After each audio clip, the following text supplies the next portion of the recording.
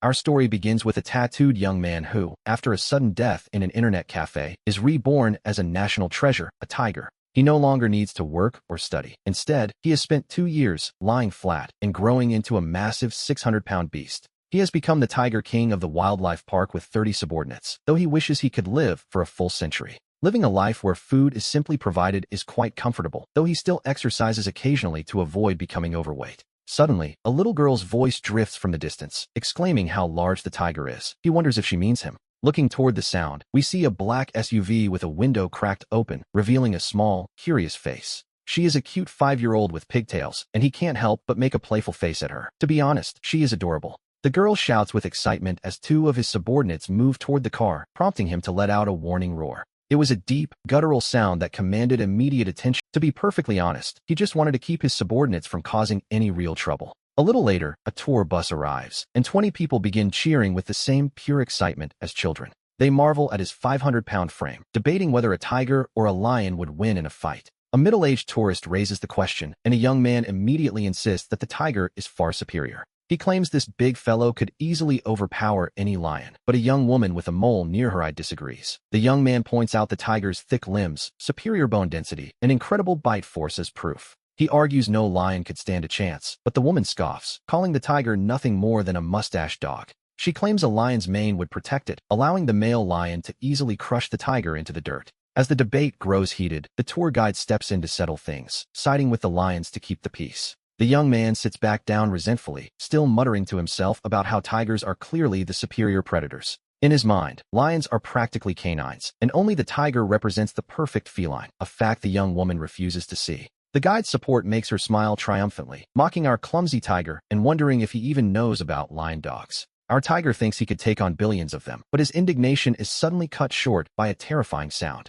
We feel a wave of pure, violent, murderous intent, a sound so horrific it seems to chill the very air around us. Picture the scene, a peaceful tour suddenly interrupted by cars fleeing in a panic, some even crashing into trees in their haste. A sense of dread fills the air as a passing driver shouts a warning. A lion from the neighboring enclosure has gone mad. The rogue lion has broken into the tiger park, and as the white car speeds away, the atmosphere turns heavy with anticipation. The young woman with the mole remains unfazed, claiming lions are righteous creatures, which is a bold assumption to make in the wild. She turns back to the young man, taunting him to watch closely as the lion prepares to dismantle his mustache dog. It seems she is determined to prove her point, once again directing her sharp tongue toward the young man who defended the tiger. The young man is left speechless, though he can't help but wonder how a lion ended up here, until a terrifying roar echoes. A massive lion emerges, far larger than any normal specimen, sporting a golden mane that looks almost unnatural. In the beast's cold eyes, our tiger sees a level of murderous intent that would make any ordinary creature flee in terror.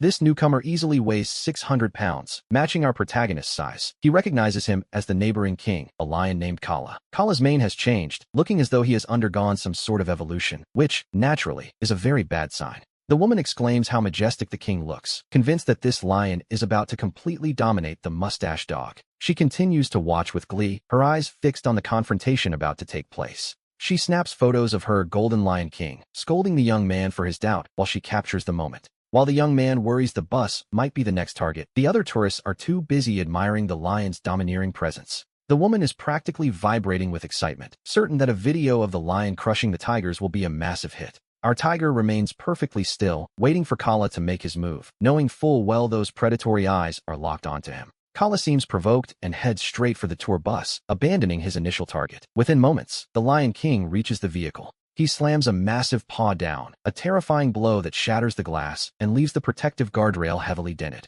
As the metal buckles, the girl who was just taking photos collapses in tears, paralyzed by the sheer violence of Kala's assault. She screams from her seat while the other passengers watch in stunned horror, unable to believe a lion could dent a steel rail. It's a miracle the barrier held, but seeing his path blocked, Kala descends into a frenzy, relentlessly battering the massive tour bus. The glass is gone, the iron plating is warped, and dozens of passengers sit frozen in terror, hardly daring to breathe. Even the driver's legs have turned to jelly. Meanwhile, the trembling girl points toward a black SUV nearby, hoping to divert the beast. With cold, cruel eyes, Kala abandons the bus and turns his attention toward the smaller vehicle, much to our protagonist's dismay. He sighs, realizing the girl is trying to save herself by endangering others, a desperate, if somewhat questionable, move in such a crisis. Inside the SUV, a family of 5 is trapped. The mother urges them to flee as the lion begins his approach. The father is on the verge of tears, his hands shaking so violently that the engine stalls again and again as despair takes hold. Unlike the bus, this car has no protective cage to stop a 600-pound predator from flattening the door with a single strike. Kala lunges, slamming his paw into the rear door with a deafening crash that shatters the window and crushes the metal like paper. Using his sharp claws like hooks, he forcibly tears the door away, revealing a woman and 2 terrified children huddled in the back. They are now face to face with the beast, whose high intelligence allows him to dismantle a car as easily as opening a toy. Our tiger realizes he can no longer remain a spectator. If he doesn't act now, this family won't survive the next minute. With a thunderous roar, he charges toward Kala, determined to protect the innocent from this unusually cruel and calculating predator. He moves with the speed of a storm. After all, they say the wind follows the tiger, releasing an aura of pure, invincible power. This pressure slams into Kala just as he prepares to feast, the lion turning in fury as he hears the challenge from behind. The 2 kings are about to collide, while the tourists, ever the optimists, scramble to film what they think is the lion's easy victory. That girl is excited once more, pulling out her phone to record the spectacle as our tiger and the Lion King, Kala, finally collide. The 2 massive predators slam into each other and roll across the dirt, neither pausing for a second as they launch a series of ferocious strikes. He manages to pierce one of Kala's eyes, though his own neck is raked by the lion's claws, a narrow escape from a lethal bite, to be sure. There is no time to wonder why the lion's claws are so unnaturally long. He is consumed by the singular, driving need to end his opponent. With their strength so evenly matched, a single moment of distraction would mean certain death beneath the Lion King's massive jaws. From inside the doorless SUV, the little girl cheers for our tiger, who resolves to finish this lion dog within 3 rounds. He senses something is wrong. Kala's wounds are healing and his strength is growing, almost as if the lion is cheating the laws of nature. Moving with sudden, explosive speed, he lunges again, aiming for Kala's remaining eye while the lion roars in a desperate fury for revenge. Kala is driven by a dark instinct. He feels that if he can kill and consume this tiger, he will become more powerful than ever before. As the second clash begins, every witness holds their breath, watching the terrifying struggle between the Golden Lion and the Tiger King. The sheer brutality of the scene shocks everyone present, and even our tiger's loyal subordinates gather around, ready to strike at the Lion King. In this second round, he carves a long gash across Kala's face and leaves deep, bloody furrows across the lion's powerful back. However, the second eye remains intact, and our tiger's own abdomen has been torn open in the exchange, a heavy price to pay. Kala has proven himself to be a predator far beyond any wild lion found on the plains, though he is now reduced to a one-eyed king. Glaring with his one remaining eye, Kala lets out a final, enraged roar toward the sky before turning to flee into the distance. Our tiger licks his wounds, choosing not to pursue. In that last look, he saw a level of hatred and intelligence that was deeply unsettling. He worries that this intelligent foe will only return stronger, but for now, he lies still on the ground, his strength spent. All he can do now is wait for the zoo's medical team to arrive and stitch his wounds, a rather undignified end to a royal battle, really. Meanwhile, that same girl from the bus curses the tiger for hurting the lion, prompting a nearby young man to snap at her in disbelief. After all, if not for our tiger, the family in the SUV would be dead, and it was her reckless behavior that put them in danger to begin with. Now she's even calling him baby, while recording everything to post online and smear his name. But the little girl in the black SUV is only worried about his wounds, asking if he's hurt. He hears her voice and tilts his head to look her way. He offers her a genuine smile, prompting the girl to shout to her mother in pure excitement that the big tiger is smiling. Suddenly, he is notified that he's gained a true love fan, and the invincible chi system has been activated. Yes, even tigers get systems these days. He wonders if he's hallucinating until the voice repeats itself, and he finally accepts that he is now a tiger with a system. Our tiger claims his newbie gift pack and is rewarded with a drop of white tiger essence blood, which is placed in his storage. He claims it immediately, wondering if this blood truly belongs to the white tiger from the ancient myths he's heard of. The moment the blood appears in his heart, it releases an aura so intense that he feels an instinctive urge to surrender. He realizes that if this drop were ever exposed to the outside world, it could likely destroy it, a terrifyingly powerful gift, indeed. But the system quickly determines he is too weak to digest it and retracts the blood back into storage for later. He breathes a sigh of relief as the pressure vanishes, but he's also a bit annoyed that his newbie gift was snatched away. He tells the system to give him something useful, and it responds by telling him to gather more chi for the lucky draw. He has one chance at a black iron treasure chest, though he's still quite confused about how one actually obtains this chi. The system explains that one true love fan, or 100 likes, will earn him another chance at the treasure chest. He realizes the fan must be the little girl, Zhou Xiaoming, and he makes a mental note to thank her for activating his system. He tries his luck and wins a pound of spirit stones, which are stored and ready for him to use whenever he likes. He is thrilled to have these legendary items, wondering if absorbing their energy is the key to becoming truly powerful. The system tells him he can simply eat them, so he decides to start with a small amount to avoid any stomach issues. A small stone appears directly in his stomach, a convenient feature that saves him the trouble of having to chew it first. Soon, he feels a warm current flowing from his stomach to his entire body, healing his wounds and soaking into his bones. He feels himself growing stronger, but the warmth vanishes after only a few seconds. He decides to claim the rest of his snacks, and another stone appears in his stomach. This one is much larger and makes him feel a bit bloated, but the warmth is 9 times more intense. He can feel his strength increasing by at least 1%.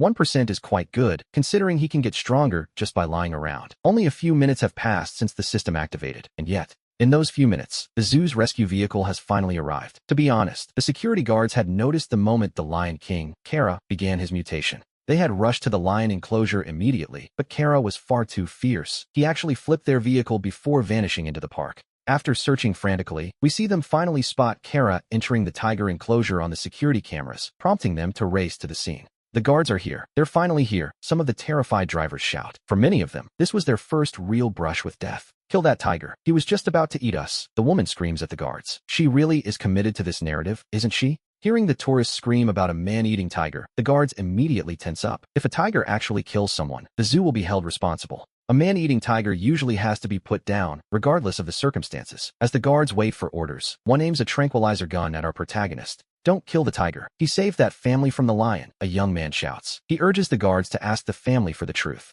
The guards find themselves in a bit of a headache. The woman says the tiger is a killer, while the man says he's a hero. It's a confusing situation, to say the least. Uncle, the big tiger saved us. He chased the lion away. 5-year-old Zhou Xiaoming cries out to the guards. Her father joins in, explaining that they'd be dead without the tiger and insisting the guards hunt the lion and treat the tiger's wounds instead. As Xiaoming's father recounts the events, the guard nods, promising to tranquilize the tiger first so the medical team can safely approach. A moment later, a tranquilizer dart hits the tiger right in the backside. He doesn't bother dodging, otherwise, they never would have hit him. The sedative has absolutely no effect on him, but to avoid being shot again, he decides to simply pretend to pass out. He makes a mental note of the woman who tried to have him killed. He's usually quite easygoing, but he has little patience for those who want him dead. 2 zoo medics arrive, looking visibly shaken by the sight of the massive predator. Don't worry, we've already tranquilized him, the security captain says. Captain Lu Ming speaks with absolute confidence as he reassures the team. Good, I'll begin treating the big tiger now, one of the medics replies. The doctors steel themselves and approach our protagonist, though their legs are visibly trembling. This tiger is massive, 3 meters from head to rump.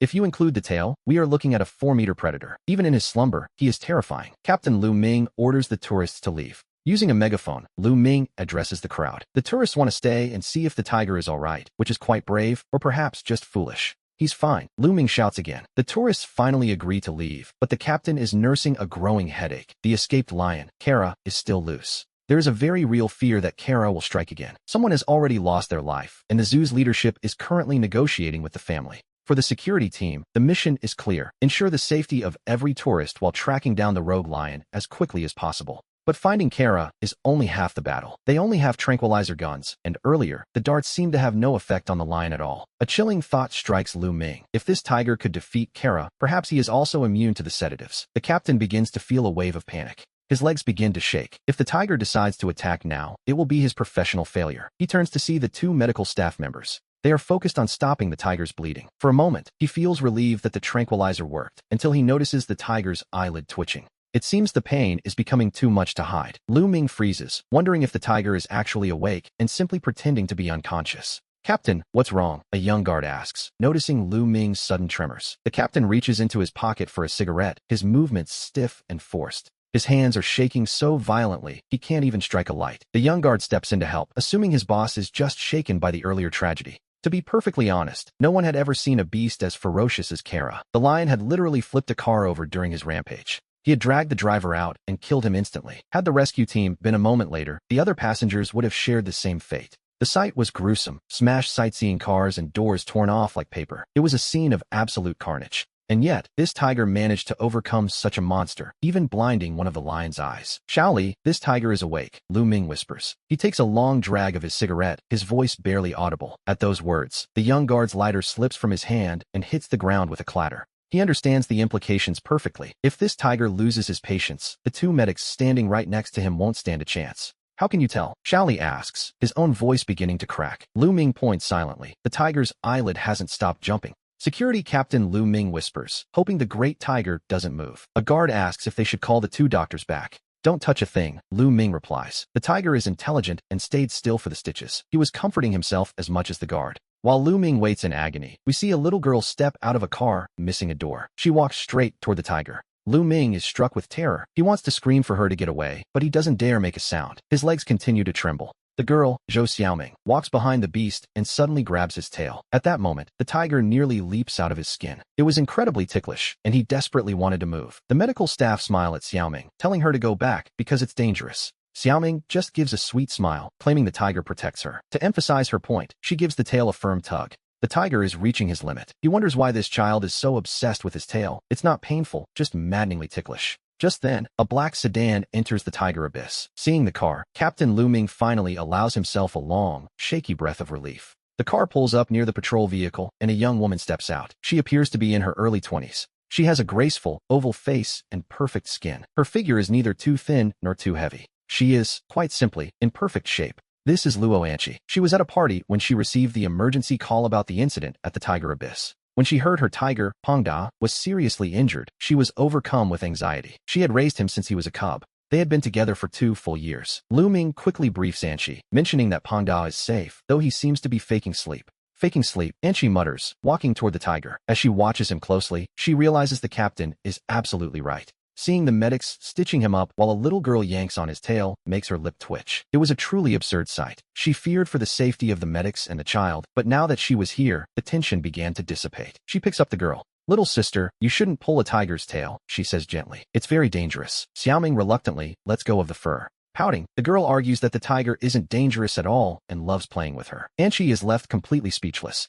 We see Anqi marveling at the child's boldness. She asks if her name is Xiaoming, gently explaining that what she just did was quite dangerous. She carries Zhou Xiaoming over to the tiger. Seeing his favorite human has arrived, Pangdao realizes he can no longer pretend to be asleep. He nuzzles Anqi with his enormous head, but his sudden movement sends the two medics into a state of absolute panic. To be honest, who could blame them? The medics stammer, wondering how on earth the beast is awake already. They fear the anesthesia has worn off far too soon and wonder if he might bite. The onlookers are equally stunned that he woke so quickly. Some even suspect the great mustache dog, as they call him, was merely faking sleep all along. A girl in the crowd screams, fearing he might be looking for a snack. The young man beside her, however, is more annoyed by her shouting than the tiger. He points out that the tiger is clearly just cuddling his keeper. We have to admit, Anqi is not only strikingly beautiful, but incredibly brave to stand so close. Anqi strokes his thick fur, and seeing this, little Xiaoming decides she wants to join in. She reaches out her tiny hand toward Pangda's massive head. Pangda doesn't pull away. After all, this child is the reason his new system activated. He gives her a friendly lick, sending the girl into fits of giggles.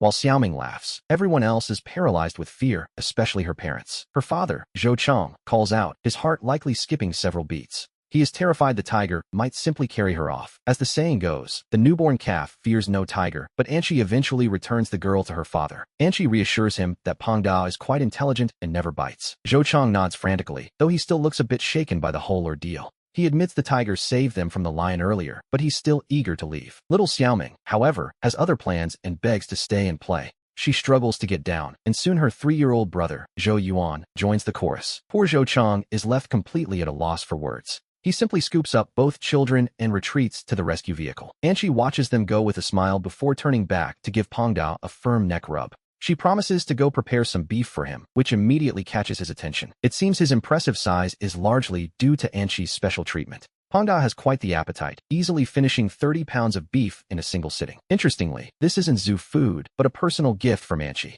She pays for it out of her own pocket. We learn that Anqi comes from a wealthy family, yet she chose the life of a zookeeper for reasons only she knows. After asking Captain Lu Ming to keep a close eye on him, she drives off to fetch the meat. It turns out Pangda isn't the only tiger waiting for a feast. Feeding a pride of tigers is no small feat, and Anqi sighs as she checks her wallet. Even a large monthly allowance doesn't go very far in this business. Every day, she spends 3,000 yuan just to buy 60 pounds of beef for her favorite feline. We move to a different scene, where specialists stare solemnly at a screen showing a tiger and a lion locked in a frantic struggle. A square-faced middle-aged man at the head of the table watches the footage before asking a young soldier named Xiao Jun for his opinion. It seems Carla the Lion King has awakened as a purified beast, but his nature is far too brutal, having attacked humans immediately. Xiao Jun argues firmly that they must eliminate the lion as soon as possible, as the consequences of waiting would be impossible to predict. The leader nods, noting that animal attacks have surged lately, with many creatures growing significantly larger and more aggressive.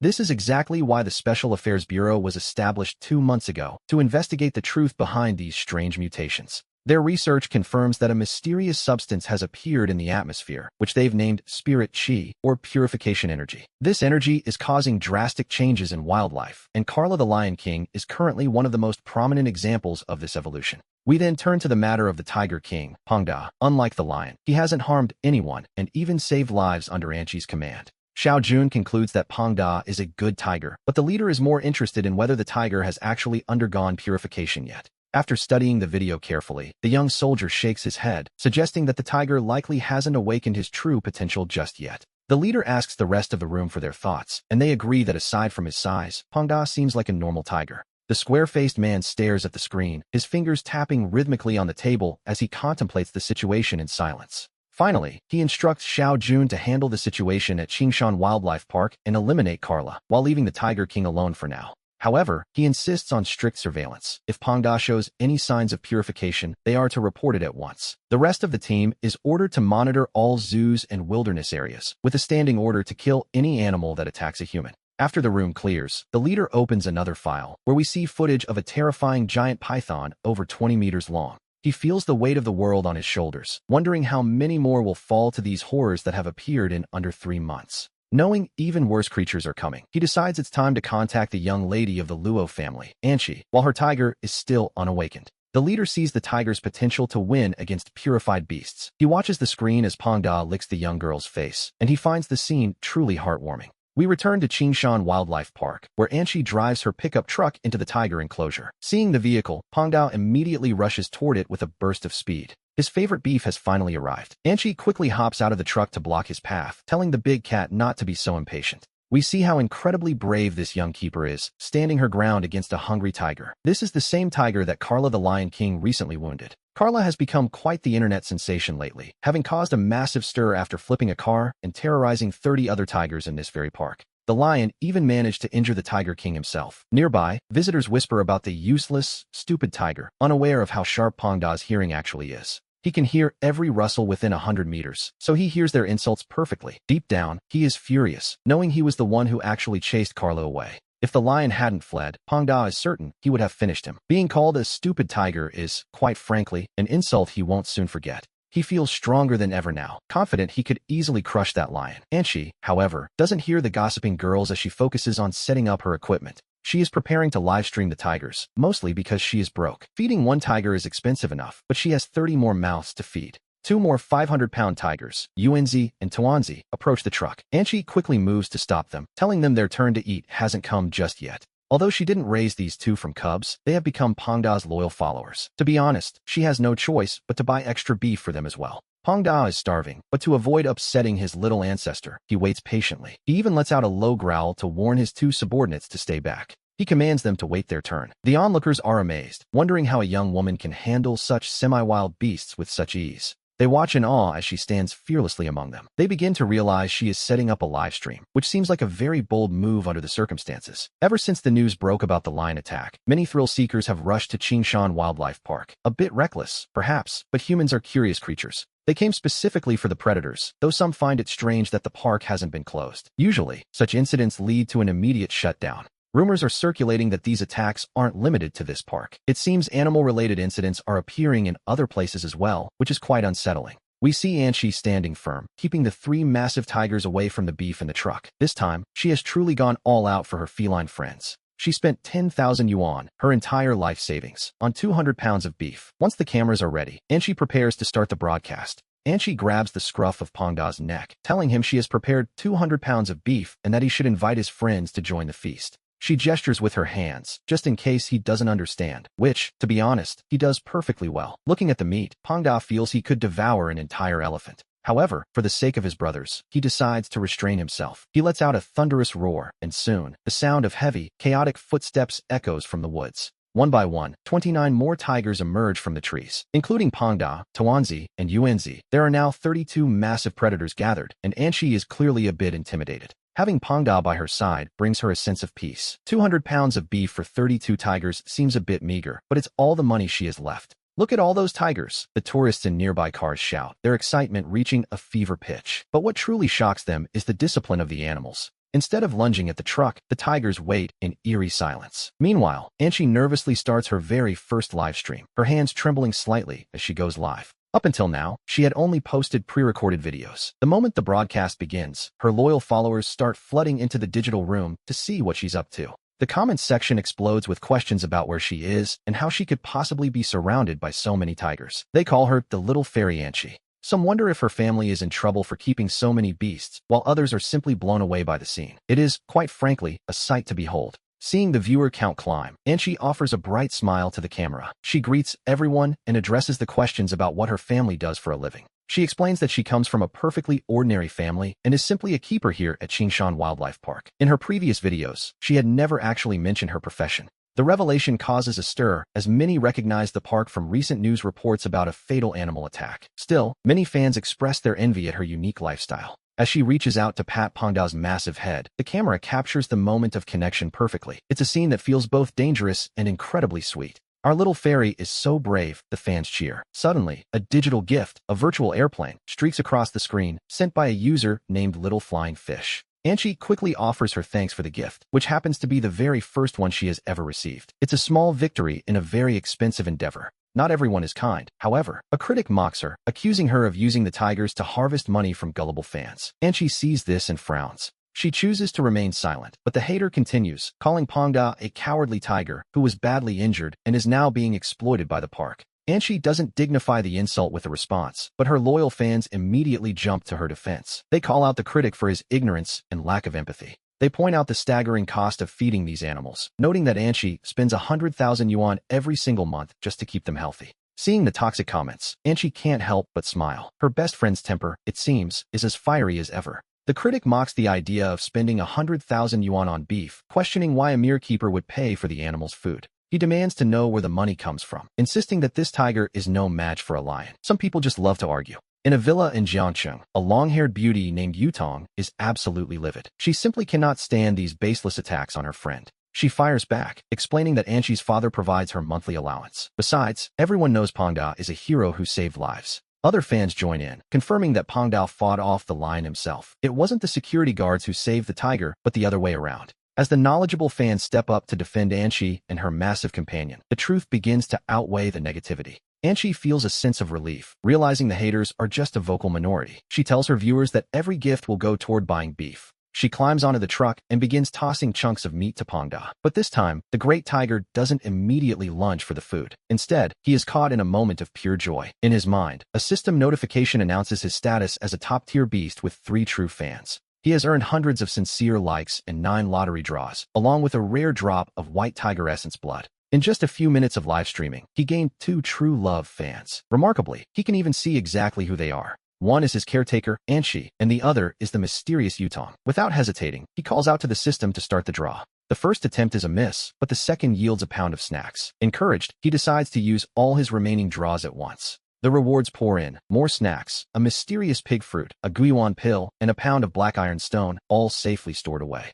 He is absolutely delighted with his haul. While he isn't sure what the stone or the pill do yet, they certainly sound valuable. Anshi calls out from the truck, asking why he isn't eating. She worries that he might have internal injuries the doctor missed. To be honest, he was just distracted by his prizes. But at the sound of her voice, he suddenly realizes he is absolutely famished. Anshi laughs when she sees his hungry expression. She tells her audience that Pangda was simply being a gentleman, letting the other tigers eat first. The fans are touched by his supposed kindness, expressing a desperate urge to pet him. Though, in reality, that might not be the wisest idea. We see Anshi thanking her audience for the donations while tossing a 2-pound chunk of beef, which Pangda catches midair. He swallows the meat whole, feeling it break down instantly. His digestion, it seems, is quite extraordinary. Still feeling a bit peckish, he claims the guiyuan pill. A massive wave of warmth flows from his stomach and spreads through his entire body. This single pill is worth 5 pounds of snacks, and his strength surges instantly. Meanwhile, Anshi notices something startling. The number of viewers in her live stream is beginning to skyrocket. Pangda is equally thrilled. His sincere likes have surpassed 1,000, making him wonder if the system tracks his online fame. The system confirms it is the invincible Chi Luck system, capable of sensing praise from anyone, anywhere. It suggests he interact with his fans to gain Chi. The very idea leaves him feeling quite speechless. If he actually interacted with them, he'd likely scare them to death. The system is clearly a bit eccentric. He watches the likes rise and laughs out loud. The system, ever literal, congratulates him on his successful interaction. He has gained over a dozen true love fans, but he wants rewards. The system grants him 10 chances to draw from the black iron chest. He wonders if there are silver, gold, or even diamond tiers waiting for him. The system dryly suggests he spend less time playing video games. It confirms the gold tier, followed by purple gold. It notes that diamonds are as worthless as charcoal. If he truly desired them, it could provide an entire planet's worth. Pangdao simply smiles and declines the offer. The system encourages him to keep winning over his growing audience. He looks at his status panel and lets out a hearty laugh. The viewers are stunned by his seemingly human intelligence. The fans are captivated by his demonic smile and high IQ. One even begs him to laugh again for the camera. A fan offers a rocket gift, and suddenly, the screen is flooded with special effects and flying rockets. Principal Wong has arrived, dropping 20 rockets in a single go. Some think it's stingy, while others are absolutely floored. After all, 20 rockets is more than most people save in a year. Anchi quickly thanks him for the generous donation. Anchi jokes that if Principal Wong ever visits Qingshan Zoo, she'll make sure Pangda gives him a very personal thank you. The fans joke that if Pangda actually thanked the principal, the poor man might just be scared enough to wet himself. To be honest, most people would probably have the same reaction when faced with a grateful predator. Anchi, however, remains composed. She thanks the principal for the rockets and invites him to visit the zoo whenever he's free. She tells Pangda to show his appreciation so they can afford more beef, affectionately patting his massive head as she speaks. Hearing her, Pangda lets out a roar and signals his tiger subordinates to join in, filling the live stream with a chorus of wild sounds. The viewers are amazed by how obedient these tigers are, expressing a sudden, perhaps ill-advised, desire to pet their large heads. I have to go to Qingshan Zoo at least once, one viewer writes, and many others in the chat quickly echo the sentiment. While the principal's gifts were the highlight, the other donations were still quite impressive. Anchi then asks Pangda if he's finally full. He knows better than to nod. That would be far too suspicious, so he gives a symbolic roar to show his satisfaction. Satisfied, Anchi tells her audience that the broadcast is over for today. Naturally, the fans aren't ready to say goodbye just yet. Despite their pleas to keep the camera on Pangda, Anchi ruthlessly ends the stream. She tells him to get some rest. She spends another 10 minutes petting his head before finally heading home, leaving our protagonist to his own devices. We see him leading his subordinates into the forest. With so much popularity saved up, he decides to try for a bronze chest. He tries his luck, but the result is a disappointing "thank you for playing." He suspects the system might be cheating him. The system explains that higher-tier chests are simply more likely to be empty. A bit of information that would have been useful earlier, of course. The system's logic leaves him fuming. Fine then, he decides he will stick to the more reliable black iron chests from now on. As for the fruit and pills he already has, he decides to save them. They are life-saving treasures, after all. He wants to be prepared in case one of his subordinates gets injured. But suddenly, he feels a strange, overwhelming sensation in his chest. It feels as if his entire body is about to explode. The system calmly congratulates him, announcing that his purification is about to begin.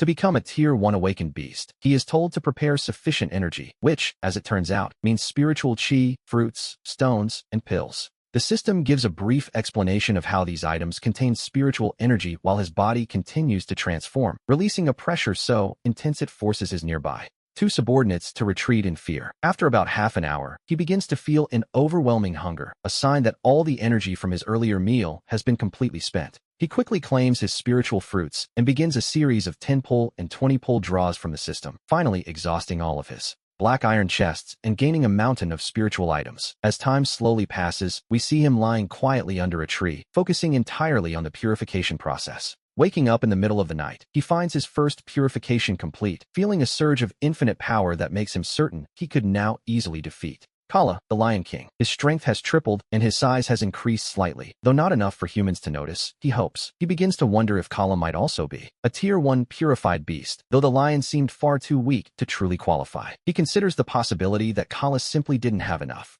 spiritual stones to complete the process. If he had, our protagonist knows he wouldn't have stood a chance. Suddenly, his attention is drawn toward the lion park, where strange fluctuations of spiritual energy begin to drift over. Even at this distance, the scent is unmistakable. Wondering if a treasure has appeared, he decides to investigate. With that, he begins racing toward the lion park. It's a journey of several kilometers across the massive zoo grounds, and the closer he gets, the more concentrated the spiritual energy becomes. Suddenly, a chorus of roars erupts as several lions within the enclosure begin turning on their former companions with furious snarls. The entire Qingshan Wildlife Park is suddenly wide awake, and it isn't just the animals who are startled, the security guards are, too. Even the staff living on-site are jolted awake by the commotion. Suddenly, a radio crackles to life, demanding a response from anyone on duty. A voice over the intercom orders them to get to the lion park immediately to find out exactly what is causing the chaos. As he watches Kala leap over the wire fence, he prepares to do the same. To be honest, such a barrier is practically non-existent to him now. It was easy enough to clear even before his evolution.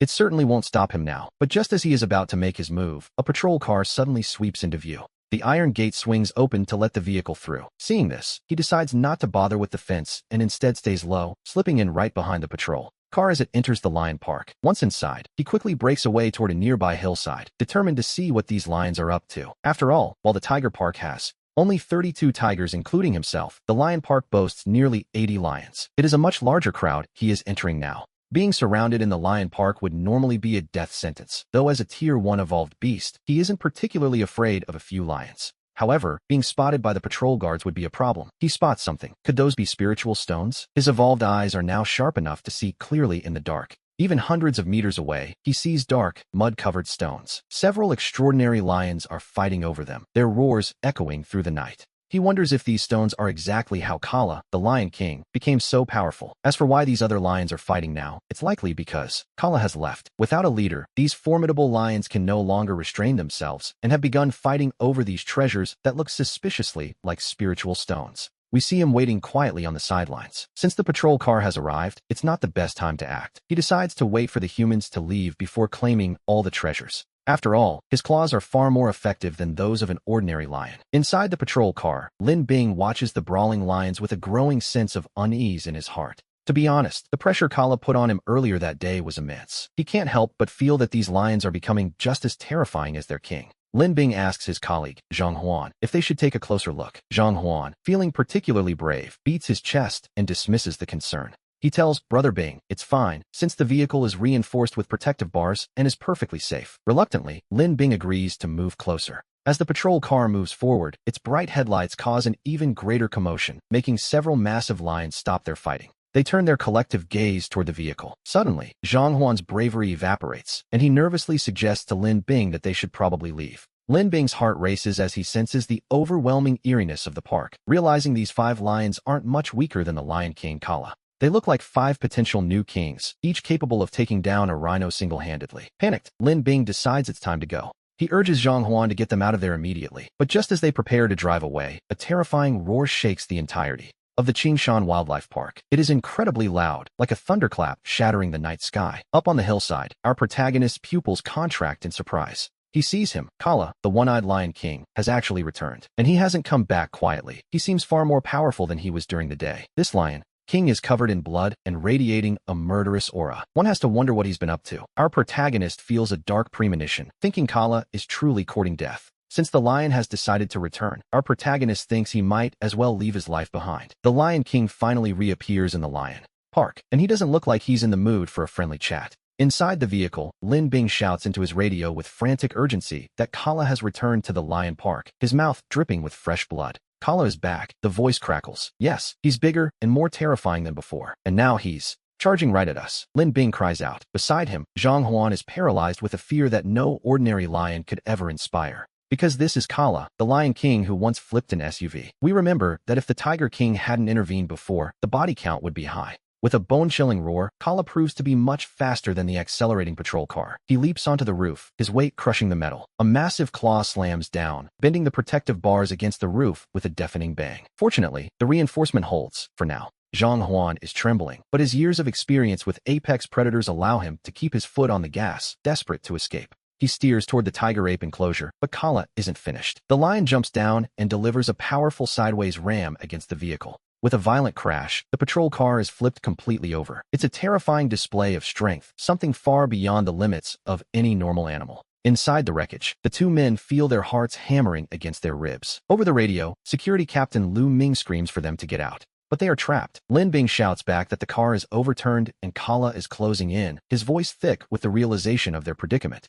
Save us. The bars won't hold, he pleads. Lu Ming urges them to hold on, promising that help is on the way, though he sounds just as desperate. Kala lets out another roar and stalks toward the overturned car. Instead of blunt force, he begins to use his claws with surgical, lethal intent. The sound of metal screeching fills the air as the bars are slowly peeled away. Zhang Huan and Lin Bing huddle together, watching their only protection vanish. He's like a serial killer, Zhang Huan sobs, noting the chilling intelligence in the lion's eyes. To be honest, he isn't wrong. Lin Bing can only agree. This creature possesses the cunning of a 10-year-old child, making him far more dangerous than a simple beast. This level of intelligence is unheard of in the wild, turning a predator into something much more calculating and cruel. Suddenly, Zhang Huan shouts in relief. Pangda, the Tiger King, has arrived. Lin Bing is confused, wondering why the tiger would be in the lion park. Before they can even process the arrival, our protagonist slams into Kala. The one-eyed lion stares back with a gaze full of icy, murderous intent. We see that Kala's limbs have evolved further, his claws now longer and sharper, designed to stay hidden until the exact moment he strikes.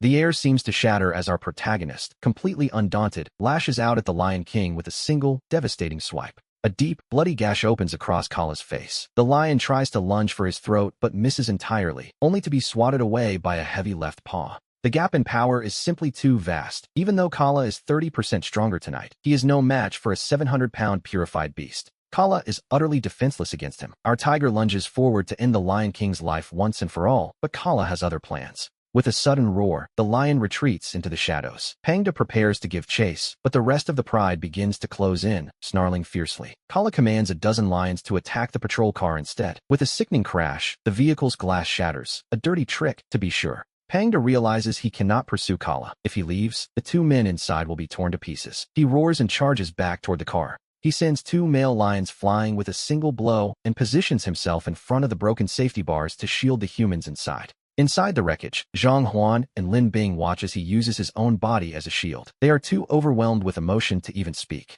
They have faced death several times today, and each time, Pangda has been their savior. Without him, they would be nothing more than scraps of meat. Thank you, Zhang Huan shouts at the top of his lungs. Outside, our tiger hears the system notification and realizes he's gained 2 more loyal fans. He has earned 2 more black iron chests. Looking at the dozens of lions before him, he feels nothing but disdain for these permed house cats. To be honest, he could take them all down with a single slap. If not for Kala's cowardly move, the Lion King would already be dead. A dozen males and 60 females roar in a collective fury, yet not a single one dares to step forward. The pressure he exerts is simply too much. Not one of them is a match for him. Inside the car, the men are amazed to see him standing his ground, completely unfazed by the pride's threats. Pangda is incredible. They cheer, realizing Kala was never his equal. If they hadn't been a liability, the fight would have ended much sooner. Lin Bing is filled with a new sense of awe as he picks up the radio to report the situation to the captain. Captain Lu Ming listens as the report comes in. Dozens of lions surround the overturned car, but on one side sits a massive tiger.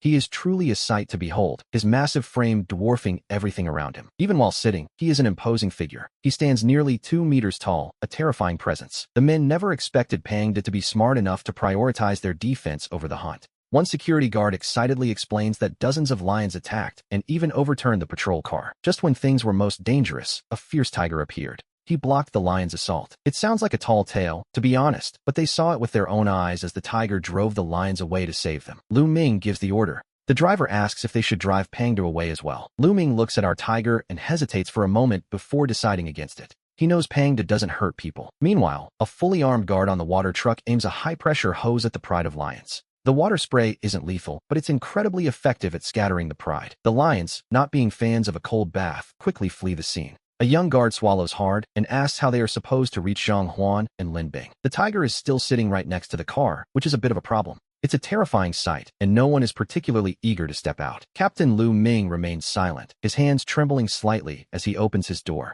Deep down, he knows his protective gear is useless. If the tiger decided to strike, even armor 10 times thicker wouldn't stop a single swipe of those claws. He decides to approach from the other side to pull the men out. But just as Lu Ming steps out of the patrol car, our tiger suddenly begins to move. Pangda simply turns and walks away into the distance. Lu Ming freezes in fear until the tiger is gone, finally letting out a breath he didn't know he was holding. His back is soaked with sweat. In this moment, he feels a profound respect for Luo Anchi. Facing 30 tigers is a level of bravery he could never achieve. With a great deal of effort, Lu Ming finally pulls the 2 men from the wreckage and rushes them into a waiting ambulance. Only then does he truly relax. Looking at the two survivors, Lu Ming can't help but feel a sense of wonder. Zhang Huan and Lin Bing share a look and suddenly burst into laughter. Lu Ming is baffled by their reaction. They explain that after facing such despair and hope in one day, they have enough stories to brag about for a lifetime. He jokingly tells them they should thank little Luo. If she hadn't raised Pangda to be so friendly and formidable, they wouldn't have much to brag about at all. In fact, without the tiger's intervention, there wouldn't even be bones left to find. The two men nod in solemn agreement, realizing how lucky they are.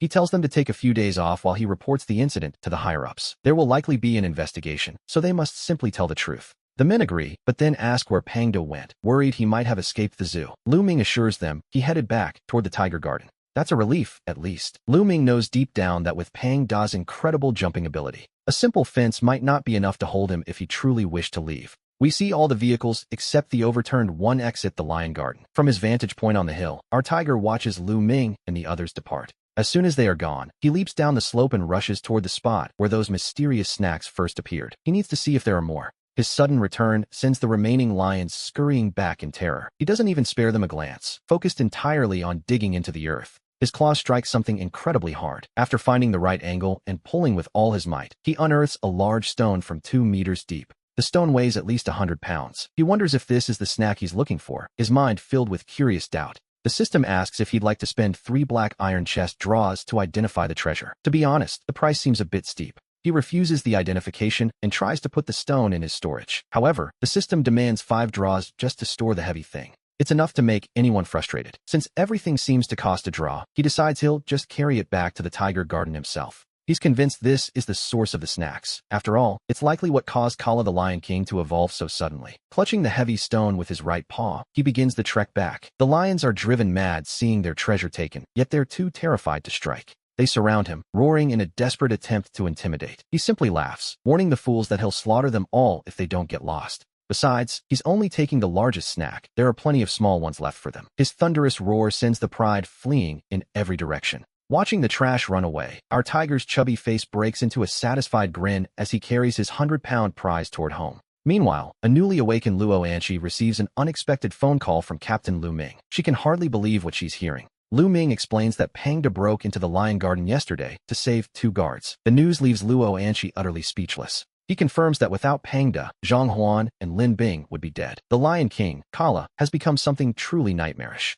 Lu Ming lowers his voice, revealing that at least 5 people were killed by Kala yesterday. It's a grim secret he urges her not to share. If word got out, it would cause absolute panic. Luo Anchi is horrified to learn just how dire the situation at the zoo has become. Lu Ming warns her to be careful, as Kala is known to be incredibly vengeful. Naturally, Luo Anchi's first thought is for Pangda's safety. On the other end of the line, Lu Ming can only offer a bitter laugh. He knows Pangda isn't the one who should be afraid. Lu Ming assures her that if it weren't for Pangda, those guards would be dead. Don't worry, Anchi, he's perfectly fine. Kala the Lion King is no match for him. But Lu Ming warns her to be careful. Surely, as a Luo, she knows about the special events that have been occurring lately. She does. Her father already told her. Being part of the prestigious Luo family, Anchi is well aware of the strange events of the past 2 months. A mysterious gas has appeared, which experts have named spiritual qi, and this energy, it seems, is causing animals to undergo incredible evolutions. We see 20-meter pythons, lightning-fast silver wolves, and eagles with 8-meter wingspans. Even the deep oceans are changing.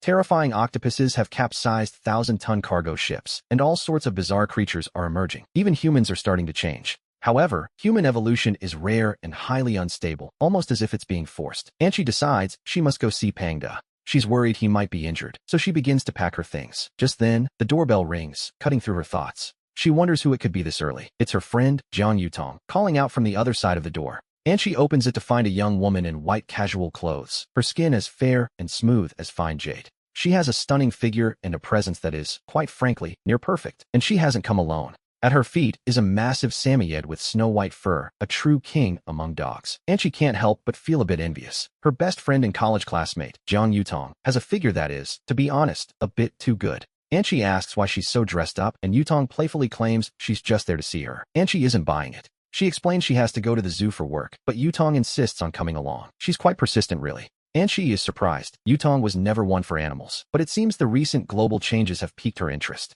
Her father wants her to check the zoo for anything strange, and she's determined to meet the famous Pangda. Anchi nods. Even if Pangda hasn't evolved, his victory over the Lion King proves he is an exceptional creature. Suddenly, the doorbell rings again, and she is at a loss for words. This time, she finds two young people in black standing at her door. They look like government officials, standing tall and serious. They ask if she is indeed Miss Luo Anchi. The young woman asks with a smile if she is indeed Anchi. Deep down, Anchi has already guessed who these two are, especially after the call she received yesterday. Her father had warned her, but she still needs to be sure. The woman introduces herself as Li Hui, explaining they wish to accompany her to the Qingshan Wildlife Zoo. She presents their credentials, and Anchi sees the seal of the Special Affairs Handling Office. This is exactly who her father said would arrive today to find her. Anchi asks if they are going to the zoo specifically to see Pangda. To be honest, she already knows the answer. Inside, Yutong is listening intently to every word. Li Hui simply nods with a smile, prompting Anchi to ask how they plan to handle the tiger. She watches them nervously, terrified that these officials might take him away. To her, Pangda isn't just an animal, he is her family. She has raised him since he was a cub and won't let anyone take him. Li Hui reassures her, saying they don't intend to do anything but observe. This puts Anchi at ease, and she agrees to lead the way, though she insists on stopping to buy some beef first. Soon, we see two cars heading toward the Qingshan Wildlife Zoo. From the passenger seat, Yutong asks if she thinks Pangda has truly evolved. Anchi doubts it, noting that evolution usually comes with a massive increase in size, much like what happened with Kala the Lion King. Besides, evolved beasts are typically manic, while Pangda remains perfectly docile, or so she thinks. Yutong mentions her father wants her to take her dog, Dubai, for testing. She glances at the snow-white Samoyed in the back seat. Anchi asks if the dog has shown any signs of aggression lately. Yutong confirms he's as gentle as ever. Anchi tells her to keep him for now, though she warns her to remain cautious. An hour later, after purchasing 500 pounds of beef, the group enters the tiger park at the Qingshan Zoo. Anchi calls out for Pangda, but her heart sinks when she doesn't see a single tiger. The woods are eerily empty, and she wonders where they could be hiding. She worries they might have escaped. After all, Lu Ming told her that Kala could clear a 6-meter fence, so Pangda could surely do the same. The thought of him being gone fills her with anxiety. But then, a familiar roar echoes through the trees, and she finally breathes a sigh of relief. A magnificent tiger bursts from the forest, radiating an aura of absolute power. Anchi is absolutely delighted to see him. She had been so worried he'd run off. She playfully grabs his ears, scolding him for making her worry like that. In reality, the tiger had been busy evolving and only emerged when he heard her voice. He lets out a soft roar and rubs against her affectionately. The tiger puts on a pitiful expression. From the car, Yutong watches her best friend tugging at the ears of a 3-meter-long predator, and her heart nearly stops. She thinks her friend is being far too bold. Meanwhile, in the other car, Li Hui and Su Zhe from the Special Affairs Office look on with grim expressions. We see them pull out a device resembling a tablet. On the screen, a brilliant red dot appears alongside several dimmer ones, each marked with a specific number. They point the sensor toward the tiger, and that bright red instantly surges from 10 to 100. And it doesn't stop there. It finally settles at 165. The two men exchange a look, feeling as though they've seen a ghost. Swallowing hard, Li Hui asks if they can approach. He waits for an answer, his voice betraying a hint of hesitation. Curious, Anchi asks what that device is. Li Hui explains it's a spirit meter, the latest tech designed to detect the spiritual energy within a living being. He notes that a normal person like her only measures about 0.2. Since it's a first-generation prototype, he admits there might be some margin for error. After explaining this to Anchi, he and Su Zhe cautiously approach the tiger. Up close, the sheer scale of the beast makes them incredibly tense. Li Hui could likely take down 10 men with his bare hands, yet his body won't stop trembling before this massive creature. Su Zhe is no different. It's truly hard to imagine such a giant evolved beast being so gentle. Anchi, however, is far more interested in the technology they've brought along. Just then, the large white dog, Dubai, hops out of the car. He lets out 2 brave barks, but as soon as he sees the tiger, he begins to whimper. To the tiger, this Samoyed looks like a delightful new toy. He begins to walk toward the dog, which sends Yutong scrambling back into the car in a panic. She screams for Anchi to save Dubai before he gets eaten alive. Anchi, however, can't help but burst into a fit of laughter. She assures her friend that Pangda doesn't bite and just wants to play. Peeking out from the window, Yutong sees that playtime has indeed begun. It is quite a sight to behold. The tiger's massive paw is gently batting at the dog, while poor Dubai stands there, shivering and too terrified to move. Realizing the dog has had enough, Anchi steps in to shoo the tiger away. She tells him to stop scaring the poor thing and come get his beef. She begins tossing the meat toward him. With a bit of reluctance, the tiger finally lifts his heavy paw off Dubai's head to go eat. He devours 50 pounds of beef in an instant, feeling quite satisfied. He wonders, though, if his human caretaker still has enough money to keep this up. He suspects the donations from Principal Wong are running low. He decides that the next time the principal visits, he'll have to put on a truly spectacular show. The tiger decides his next move is to squeeze a small fortune out of the principal. Just then, Security Captain Lu Ming arrives with the scale Anchi requested. She thanks him and immediately starts a live stream, greeting her viewers. We hear her announce that today, they are finally going to see exactly how much Pangda weighs. Weighing a tiger is certainly a first for most of the audience. Guesses start flying in the chat, ranging from 550 pounds to a staggering 600. Some argue that even a Lion King doesn't weigh that much, but Panda's fans aren't having it. Others mockingly remind the chat that a lion once injured him. The comments are a mess of insults, with lion fans and tiger enthusiasts trading barbs. It's the usual internet chaos, and quite frankly, a bit exhausting to watch. The screen is flooded with insults, leaving Anchi feeling a bit helpless. Whenever she goes live, two groups immediately start arguing about whether lions or tigers are superior, desperate to settle the score. Anchi just smiles and tells everyone to watch closely to see how heavy Panda really is. She tells Tuanzi to step up first. The panda looks around in a daze, not quite understanding what is happening until the tiger gives him a little nudge. He tells the little guy that the human servant wants him to get weighed. Our tiger is curious too, as Tuanzi has absorbed quite a bit of spiritual energy lately. After Tuanzi understands, he waddles onto the scale. The viewers are stunned, unable to believe a tiger is actually directing a panda to get weighed. It's an adorable sight, and many in the chat wish they could fly there to hug him. Unfortunately, all flights have been suspended for the time being. When the scale reads 586 pounds for Tuanzi, the realization hits. If the panda is that heavy, then Panda must be truly massive. The chat is in an absolute uproar, demanding to see the tiger's weight next. Anchi agrees, moving the camera to focus on the star of the show. Anchi is just as expectant as the viewers. The tiger obediently walks onto the scale and sits down while she carefully adjusts the camera lens to focus on the display. The numbers climb from 600 to 700, finally stopping at a massive 785 pounds. Everyone present gasps in unison at the result. In an instant, the live stream's comment section absolutely explodes with disbelief. One viewer jokes that a single swipe from a beast that size would probably knock the life right out of them. Meanwhile, the officials are busy recording the data. They log all the new information. Panda, the 2-year-old tiger from Qingshan Wildlife Park, now weighs 785 pounds. His spiritual energy is 21.2, and he's currently considered friendly and harmless. As they send the report, Anchi reaches out to gently tug on the tiger's ear, looking at him with pure wonder. She can't believe how much he's changed, even if the news is full of stories about this new spiritual energy. We see that while many rare animals are appearing, he knows better than to mention evolution on the stream until it's official. And just as he was feeling quite proud of his weight, that Samoyed suddenly bolts toward the nearby woods. Jiang Yutong lets out a shout, worried for his dog, and immediately gives chase. This sudden move gives Luo Anchi quite a scare. After all, there are 29 other tigers in those woods, and they aren't exactly known for being friendly. Yutong, don't run off. Anchi cries out as she rushes after him. Our tiger, naturally, has no choice but to follow along, even if he finds the situation a bit absurd. He can't help but think how foolish these humans are, risking their lives for a single dog. It's a chaotic scene, to say the least. They venture into the trees, though no tiger would dare cause trouble with Pangdo around. Soon, 4 humans and 3 tigers are trailing the Samoyed. Our tiger's sharp eyes see the dog heading straight for the rest of the pride. He wonders if the Samoyed has lost its mind, given how dangerous this place is. While he can vouch for Tuanzi and Yuanzi, the other 29 tigers are semi-wild. Without his presence, they would almost certainly attack. As for the Samoyed, its chances of survival seem slim. Realizing this, Pangda takes the lead and rushes ahead of the group. He finds the dog barking at the other tigers, its eyes fixed on a particular stone while it literally drools. It seems the dog has caught a scent of something special. Our tiger is genuinely impressed. That dog's nose is remarkably sharp. Moments later, Anchi, Jiang Yutong, Li Hui, and Suze catch up. The 4 of them stop dead in their tracks. There, surrounded by over 20 resting tigers, sits a massive spirit stone. Li Hui is absolutely stunned. Her department has handled spirit stones before, but they were usually no larger than a person's palm. This one, however, is the size of a millstone. She quietly asks Anchi if Pangda could bring the stone to them, as the authorities desperately need it. To be honest, she looks a bit embarrassed to even ask. Anchi hesitates, not really wanting to pressure her friend like this. But since Li Hui represents the higher-ups, Anchi decides she has to try. She turns to the tiger and asks if he can give them the stone. She leans in close, whispering into his ear while gesturing toward the rock. Upon hearing Anchi's request, the tiger has a very specific reaction.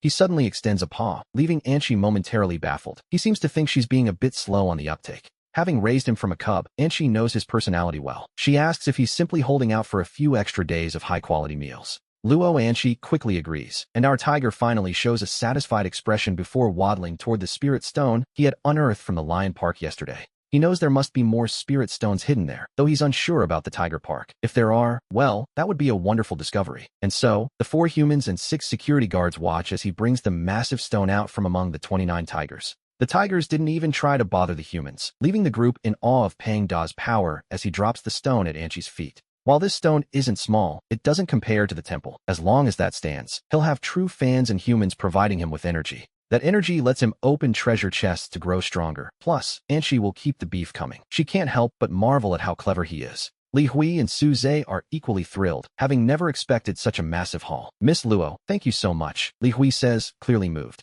You've done our department a huge favor. Anshi replies that it's no trouble, provided they guarantee 15 days of high-quality meals for the tigers. And it must be beef, Anshi adds with a smile. Li Hui agrees immediately, her heart filled with the joy of this unexpected success. Soon, the 100-pound spirit stone is loaded into the car, and Li Hui and Su Zhe depart from the zoo. This livestream has earned our tiger a new batch of true fans. Looking at the system panel in his mind, he's absolutely delighted with the results. His status shows, host Jiang Feng, level 1 evolved beast, 58 true fans, and 125 lottery draws. Inside his black iron chest, he has white tiger essence blood and 28 pounds of spirit stones. As he smugly reviews his simplified panel, he realizes he has so many chances to grow stronger. With 28 pounds of stones, he figures it's enough for Tuan Zi and Yuan Zi to evolve. He decides to let his subordinates evolve once night falls. As for Anshi, he isn't quite sure how to help her evolve yet. He assumes humans can probably absorb spiritual energy through some kind of breathing technique. He wonders if the temple has any secrets. Earlier, he overheard that the two visitors only had energy levels of 4 and 5, while Anshi's was only 0.2.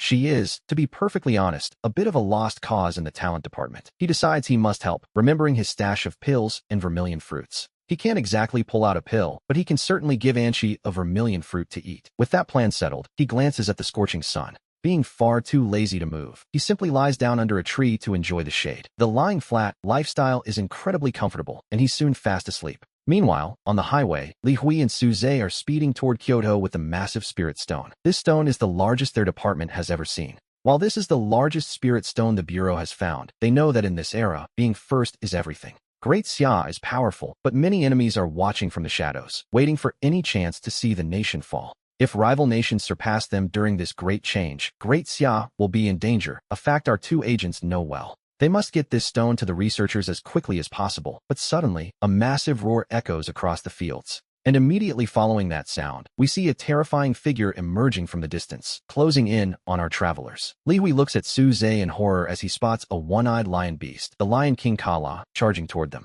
It's moving with extreme speed, closing the gap in an instant, which, naturally, is the worst possible realization. Su Zhe trembles as he tells her to floor it, knowing this level 1 evolved beast has over 4 tons of strength. He shouts that it could kill them in a single encounter, but as a member of the Bureau, he remains focused. He is evolving himself, and while he hasn't reached level 1 yet, he is far stronger than any ordinary human. He slams the accelerator to the floor, sending the car screaming up to 150 kilometers per hour as the engine roars. The sight of the one-eyed Lion King sends other drivers on the highway into a panic, leading to several chaotic collisions. With a massive leap, Kala lands on the highway and slows down, positioning himself directly in the path of the car. Li Hui shouts to drive through him, not knowing why Kala is here, but certain that stopping means death. Su Zhe keeps his foot pinned to the floor, steering their vehicle directly toward the massive, waiting predator. Against a normal lion, he'd have no doubt about the outcome, but facing the Lion King, he isn't so sure. The exhaust pipes howl as they close the distance, meeting the cold, terrifying gaze of Ka-La's single eye.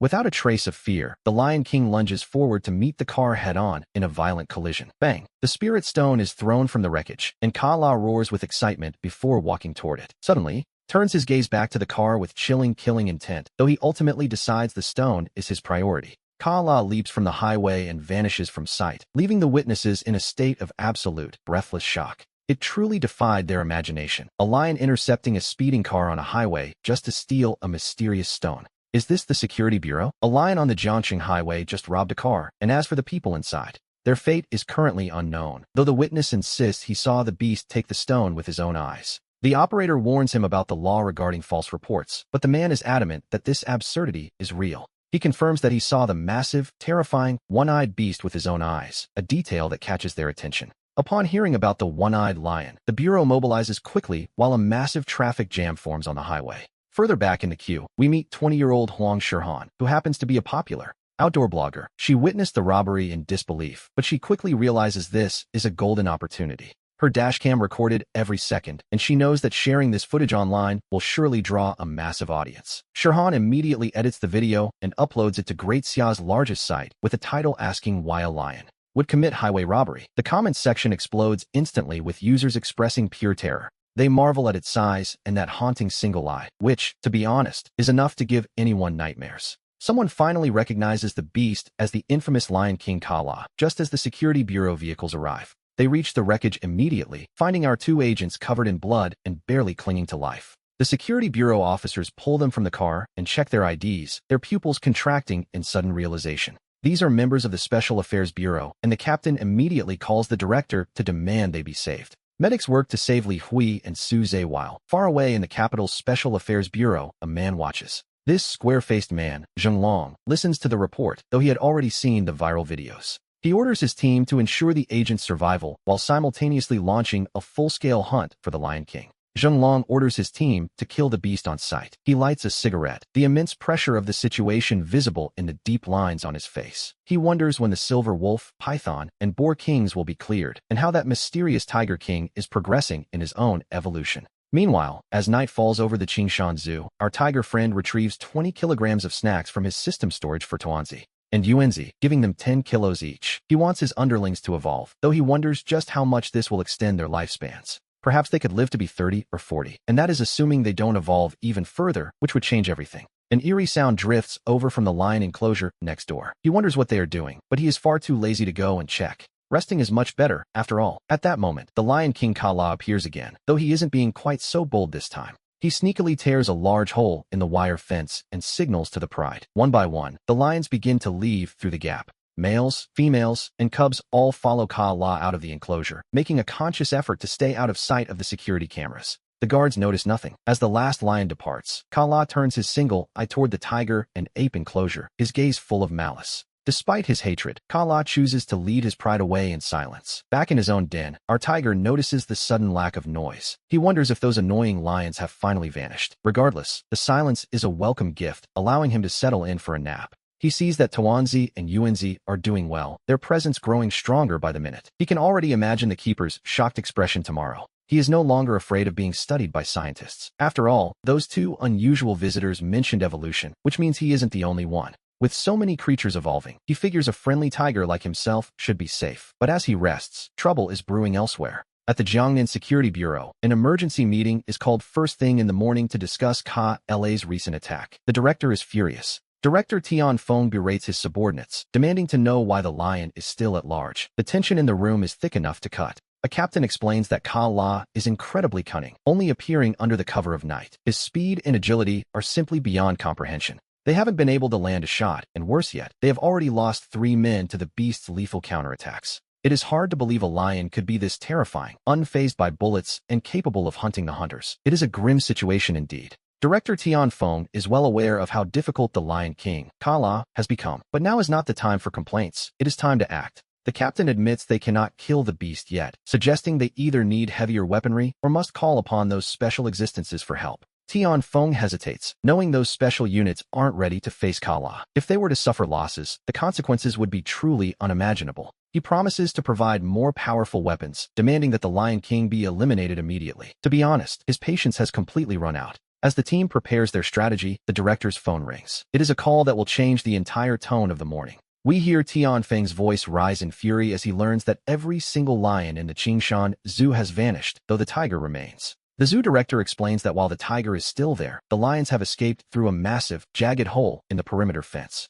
Strangely enough, the surveillance cameras from the previous night showed absolutely no sign of the pride's departure. It was as if they were ghosts. Tian Feng orders a full animal census before hanging up, his voice a low roar of frustration. He needs to see this for himself. He immediately mobilizes Team 1. Soon, the sirens of the security bureau are wailing as 3 armored vehicles race toward the zoo. Meanwhile, at the home of Luo Anqi, we find 2 young women staring at their phones in grim silence, reading the morning's shocking headlines. It seems Ka didn't just escape. He attacked a special affairs vehicle and made off with a shipment of specialized snacks. Jiang Yutong finds the creature's intelligence hard to believe. She had slept through the entire ordeal, blissfully unaware of the chaos unfolding outside. By the time she woke up, her phone was flooded with news alerts and missed calls, one from her father and another from the zoo director. The reports are harrowing. Kala was struck by a reinforced vehicle and walked away without a scratch. A terrifying realization, to say the least. Luo Anqi feels a chill down her spine. She can only hope that Li Hui and Su Zhe managed to survive the encounter.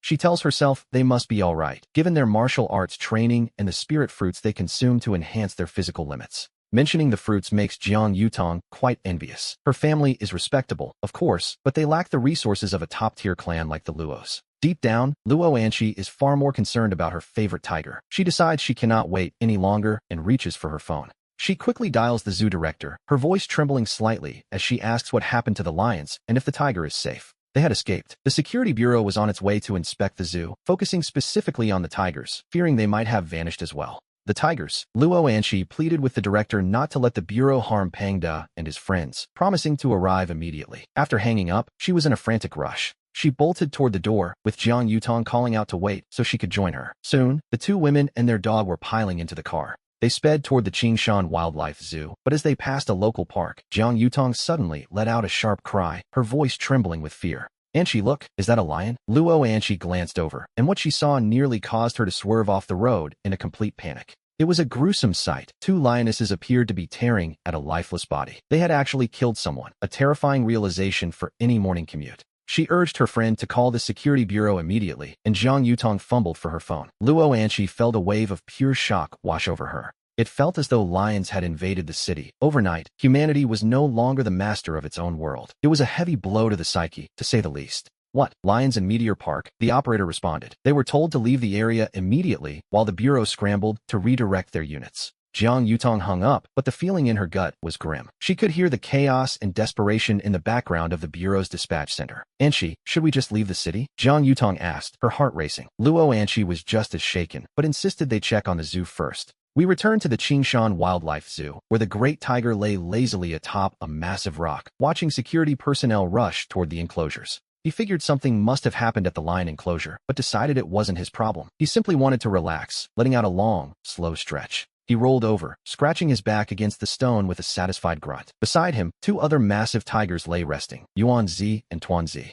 His two subordinates had successfully evolved into true evolution beasts. Meanwhile, the security captain asked Captain Lu Ming if everything was quiet on the tiger's side. The bureau captain questioned Lu Ming, who confirmed that the tiger enclosure remained perfectly peaceful. It was a small mercy, considering the alternative. If the tigers had escaped too, the staff would have surely lost their minds. Nearly 100 lions were loose, and people had already been hurt. Regardless of the cause, the zoo was facing a PR nightmare. Lu Ming checked his watch, wondering when the tiger keeper, Luo Anqi, would finally arrive. The bureau captain found it hard to believe that a single keeper could control 32 massive tigers, especially with 3 of them being evolved beasts. The idea of a young woman managing such a terrifying group seemed impossible. However, Lu Ming assured him that Pang Da and the others were quite well-behaved. Well-behaved? Captain Gao, you'll see soon enough, Lu Ming said with a confident smile. Just then, we see a small car pull into the tiger enclosure. Luo Anqi was the first to step out. Seeing that everything was peaceful, she finally let out a long sigh of relief. Captain Gao Bing approached her.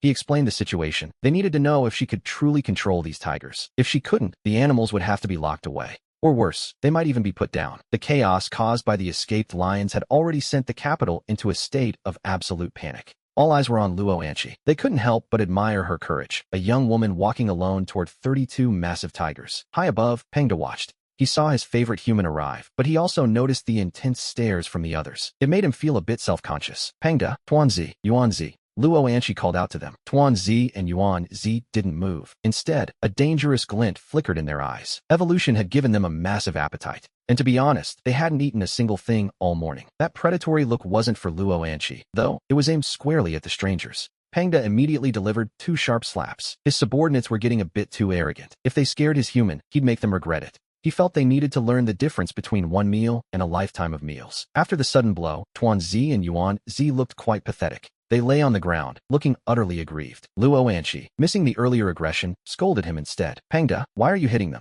She reached out and playfully tugged on his ear, as if defending the 2 subordinates. Pang Da simply stood up and gave a long, lazy stretch. He looked at her car and let out a dissatisfied roar. She had taken his snacks yesterday and promised him all the beef he could eat. Yet here he was, and there wasn't a single steak in sight. Luo Anqi understood him perfectly and found the whole situation rather amusing. Meanwhile, the security team watched from a distance, their hearts racing. They had seen the hunger in the tiger's eyes before Pang Da's intervention. Seeing the 2 giants submit so quickly proved that Pang Da held absolute authority. Captain Lu, what is he doing? Captain Gao Bing asked nervously. He's probably just hungry, Lu Ming replied. Gao Bing worried that Luo Anqi was in danger, but Lu Ming knew Pang Da would never hurt her. Luo Anqi glanced at the officers, then turned back to pat Pang Da's massive head. She was about to hear a very unusual request from the bureau. It was a directive from the highest levels of government. Gao Bing didn't fully understand the logic, but he had his orders. Miss Luo, he began. The Lion King, Kara, has appeared in Meteor Park and is attacking people. The authorities want to know if you can take this tiger with you.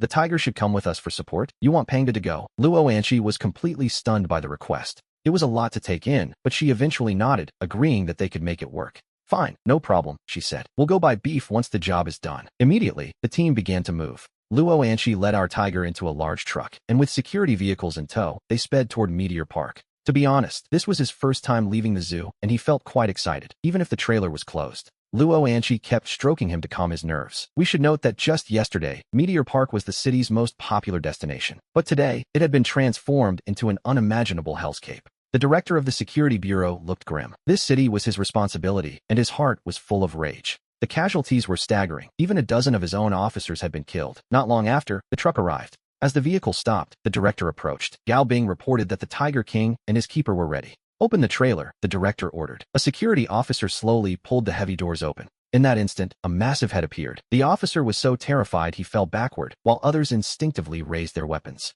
Don't be afraid, Gao Bing shouted, stepping in front of the guns. Inside, Luo Anchi urged Pangda to be gentle. She worried the cramped space might make him irritable. Under everyone's watchful eyes, the two of them stepped out. When he was fully revealed, the officers were paralyzed with fear. This tiger was even larger than the terrifying Lion King. His body was nearly 4 meters long, 5 with the tail. His massive, round head actually looked somewhat cheerful in a strange way. However, up close, everyone felt a crushing weight on their chests. Seeing the officers trembling, Luo Anchi tried to reassure them. Don't worry, he's very gentle. You can even pet him. The officers, naturally, responded by collectively rolling their eyes. We recall that he had previously saved a child from Kara and successfully blinded the lion in one eye. That feat had made him the legendary Tiger King of the zoo. But strangely, the next day, Kara appeared at the park. Kara had invaded Meteor Park, leading a horde of the undead to hunt humans, which prompted Director Tian Feng to call Luo Anchi immediately. He asked if she could lead the rescue, and after she agreed, they sped toward the park, a journey that felt quite significant. To be honest, this was our tiger's first time leaving the zoo, and he felt a surge of excitement despite the closed trailer. Luo Anchi kept stroking him to soothe his nerves, remembering that just yesterday, this park was the city's most popular spot. But today, it had become a literal hellscape where security officers were being picked off by a lion that seemed to appear from nowhere. Kara was particularly terrifying, capable of ending a life with a single swipe, leaving the remaining officers too paralyzed to enter the woods. Director Tian Feng looked on with a face like thunder, his heart full of rage because this city was under his protection. The casualties were staggering, with over a dozen of his own men fallen, a situation that was, quite frankly, unimaginable. Not long after, the heavy truck pulled up outside the park, and the director approached as Gao Bing announced their arrival. Open the trailer, the director ordered, and a nervous officer began to slowly pull back the heavy metal doors. The moment the doors parted, a massive head emerged, sending the poor officer tumbling backward in absolute terror. As the others instinctively raised their weapons, Gao Bing jumped in front of them, shouting for everyone to stay calm. Inside, Luo Anchi urged the Tiger King to be gentle, worried that the cramped journey might have made him a bit irritable. As he finally stepped out into the light, the officers were frozen. This tiger was even larger than the nightmare they had faced before. His body stretched nearly 4 meters, 5 with the tail, and his massive, round head actually looked somewhat cheerful in a strange way. However, up close, the sheer presence of the beast felt like a crushing weight on everyone's chest. Seeing the men trembling, Luo Anchi tried to reassure them, suggesting they could even pet him because he was very gentle. The officers, naturally, responded by collectively rolling their eyes, wondering who in their right mind would touch those claws. The director, though shaken, maintained his professional composure and asked Luo Anchi if she truly had control over the beast. She nodded quickly, and the director informed her that their target, the Lion King Kara, was currently hiding in the thick woods. Director Tian Feng explained that Kara was leading a pride of lions to feast inside, and he needed Luo Anchi to command the Tiger King to stop him. As the director detailed his plan, Luo Anchi felt a chill of fear. If the lions were feasting, it meant they were hunting humans. She gestured toward our Tiger King, Pangda, telling him to stop Kara while the rest of the team handled the other lions. Hearing Kara's name made the Tiger King's blood boil, and he let out a roar, waving a paw to show he intended to go in alone. To be honest, he felt that bringing a group of weaklings along would only mean he'd have to protect them, leaving Director Tian Feng quite confused. When the director asked what the tiger meant, Luo Anchi awkwardly explained that Pangda believed he could handle the entire situation by himself. The director was skeptical, noting that besides Kara, there were over 20 male lions and nearly 50 lionesses, far too many for one tiger. He wondered if the keeper had misunderstood the beast, but Pangda, tired of the chatter, let out another thunderous roar to settle the matter. This time, the message was clear. The look in his massive eyes suggested that everyone present was, quite frankly, beneath his notice. Fine, the director agreed, deciding to let the Tiger King enter alone while promising they would provide long-range support from the perimeter. When Luo Anqi asked if that meant snipers, the director admitted with some embarrassment that their rifles had proven surprisingly ineffective. Between the dense trees blocking their sight and the lion's uncanny ability to sense a shot before it was fired, the snipers were useless. It was a terrifying realization, especially after seeing a security officer fire a handgun only to have the bullet bounce off a lion's hide. The beast hadn't even been wounded before it tore the man apart, as if these lions were evolving to have skin as tough as armor. Ignoring the humans' chatter, our Tiger King stepped into the park, his footsteps silent as the heavy scent of blood filled the air. The metallic tang stirred something primal within him, and as he entered Meteor Park, his large eyes narrowed at the sight of the fallen. There were bodies everywhere, covered in deep claw marks, many of them elderly people who never stood a chance in this sudden nightmare. It was hard to imagine such a tragedy occurring in a modern city like Jiangxing, but soon, he felt dozens of eyes watching him from the shadows. One gaze in particular carried a heavy pressure, and he realized that Kara had grown even stronger in a disturbingly short amount of time. It seemed that every time they met, the Lion King had evolved further, though to our tiger, he was still nothing more than a nuisance. Our Tiger King strolls into the park's depths at a steady pace, leaving director Tian Feng to wonder if the beast will truly be alright. In the director's mind, tigers are ambush predators, not creatures that walk openly into a trap, but Luo Anqi remains hopeful. She recalls the security captain's words, that Pangda swats lions away like flies. It's a comforting thought, to be sure. Deep down, however, she is terrified. Kara is a monster who has already slaughtered dozens of armed men without breaking a sweat. Those fallen guards were the elite of the elite, and now, Director Tian Feng can only pray that the Tiger King succeeds. We see the crowd watching with bated breath, realizing how absurd it is to rely on one predator to stop another. Suddenly, two male lions lunge from the brush without warning, yet Pangda doesn't even bother to flinch. With cold indifference, he slashes their throats in a single motion, proving these half-evolved lions are simply not on his level. Well done, Tian Feng shouts, slamming a fist against a stone pillar in a rare moment of pure, unadulterated excitement. It took a dozen men to kill a few lions, yet our Tiger King harvest lives with a single swipe of his paw. Luo Anqi is equally thrilled. She always knew the tiger she raised was special, even if his appetite was somewhat legendary.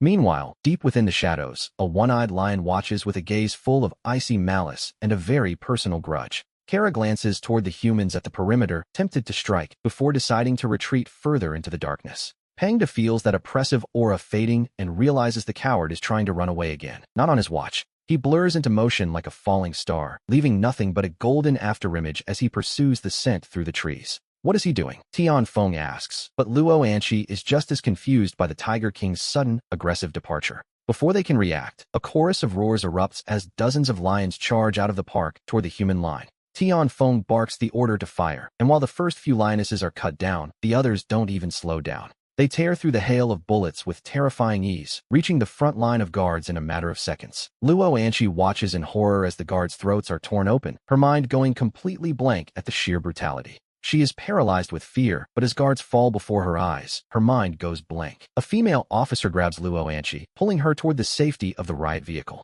Tian Feng barks orders for everyone to retreat to the cars, just as the snipers finally find their rhythm. In the dense forest, the lions were ghosts. Now, in the open, they are targets. On this flat ground, the predators are charging in straight lines, making them far easier to track. Sniper rounds begin to streak through the air like rays of death. The heavy bullets tear through the lionesses' bodies, yet some are so driven by bloodlust that they refuse to stop. Even with gaping wounds, they continue their frantic assault on the guards. The male lions, however, are a different breed of nightmare. They actually seem capable of dodging the sniper fire. Get back to the cars now, Tian Feng screams, his voice cracking with urgency. Even with long-range support, 20 more guards are lost in the chaos, bringing the total death toll to 40. It's a staggering loss of life for a single afternoon. These were young men, barely started in the world, and now they are gone. We have to kill every last one of them, Tian Feng mutters, sitting in the passenger seat. He levels his pistol and fires 3 shots at a lunging lioness, but the bullets don't find their mark. Incredibly, the beast uses its massive right paw to shield its head from the lead.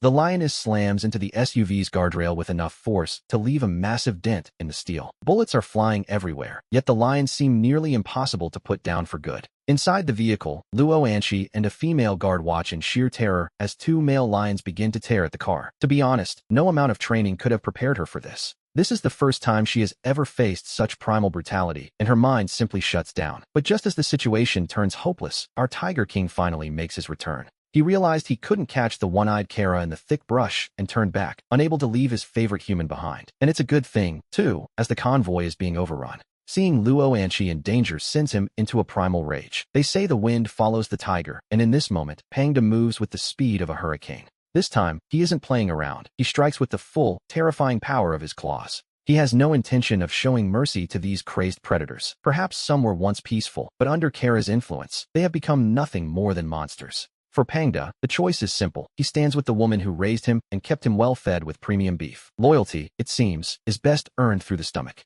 Besides, he still needs those likes and fan points from humans to fuel his mysterious upgrades. One by one, the lions who haven't even reached the first stage of evolution fall to his wrath. He doesn't stop until the last of the pride has vanished into the shadows or the dirt. When he finally catches his breath, he realizes he has chased them for miles. We find him standing in the middle of a residential complex, much to the horror of the local residents. Even the neighborhood dogs are whimpering in the presence of a true king. People lean out of their windows, phones in hand, capturing the impossible sight. There's a tiger in our neighborhood, they cry, as the video of this legendary beast begins to go viral. That tiger is far too large, the residents whisper, wondering if he escaped from the Qingshan Wildlife Park. The neighborhood's peace is shattered by this massive intruder. We see phones appearing on every balcony as Pangda remains perfectly still. He knows that one wrong move might literally scare the local dog walkers to death. Deep down, he hoped to gain some genuine fans. He is quite cute, after all, but instead of true love, he only gets a flood of likes for being domineering. He's covered in blood. Someone shouts. Has he already eaten someone? The mere thought sends a wave of panic through the crowd, and several phones slip from trembling hands. As phones plummet from the 7th floor, Pangda continues to wait for the convoy. But then, a small, innocent voice breaks the tension. A 5-year-old girl named Zhou Xiaoming suddenly trots out from a stairwell and runs straight toward him. It's dangerous, little one. Get back, the neighbors scream. Go back, it's too dangerous, they cry, their voices filled with a terror the child clearly doesn't share. Pangda bares his teeth slightly, a sight that freezes the blood of every onlooker. They are certain the beast is about to make a meal of the girl, but then, the unexpected happens. Instead of attacking, the tiger remains motionless, letting Zhou Xiaoming tug on his whiskers. Am I seeing things? One man mutters. He must have already eaten his fill. While the crowd frantically calls for security, Zhou Xiaoming decides she isn't finished and moves to the back to grab his tail. Pangda is left utterly speechless by the child's boldness. To be honest, he had no idea that chasing lions would lead to an encounter with such a fearless little human. It seems fate has a very strange sense of humor. He makes no move to stop her, while nearby, a parent watches in paralyzed terror, their legs far too weak to intervene. Finally, the security convoy and Luo Anchi arrive.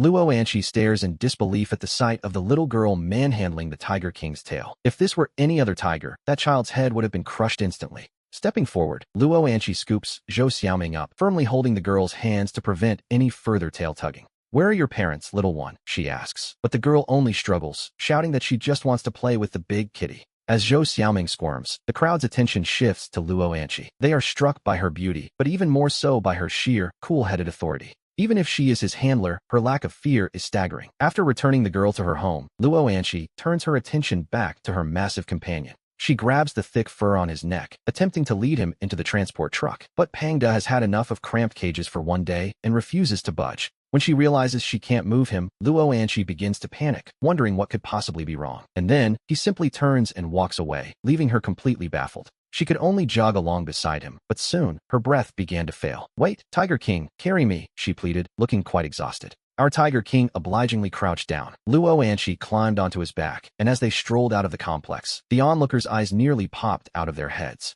It was a sight no one expected. Even Tian Feng was stunned, asking what on earth was happening, only to realize the Tiger King simply refused to enter the transport truck. Luo Anchi softly asked if she could just ride him back, perhaps stopping to buy him some beef along the way. Tian Feng was left feeling completely helpless in the face of such a request. The beef shop owner, hearing Luo Anchi's voice, shouted out a cheerful greeting before even stepping outside. After all, she was a very important customer. She spent over 100,000 a month there. But when the owner walked out with 50 pounds of beef, he froze mid-step, his jaw dropping. Beside her stood a terrifyingly massive beast. The owner was so startled he dropped the beef right onto the ground, a move that earned a dissatisfied growl from our Tiger King. To be honest, he found the owner quite unhygienic for letting good meat touch the dirt. As he approached, the crowd scrambled inside, slamming the doors and windows shut. Luo Anchi quickly tried to explain the situation, while the Tiger King simply picked up the meat and began to chew. When she saw him skillfully turn on a water faucet to rinse his mouth, she couldn't help but feel that something was slightly off. Meanwhile, the security team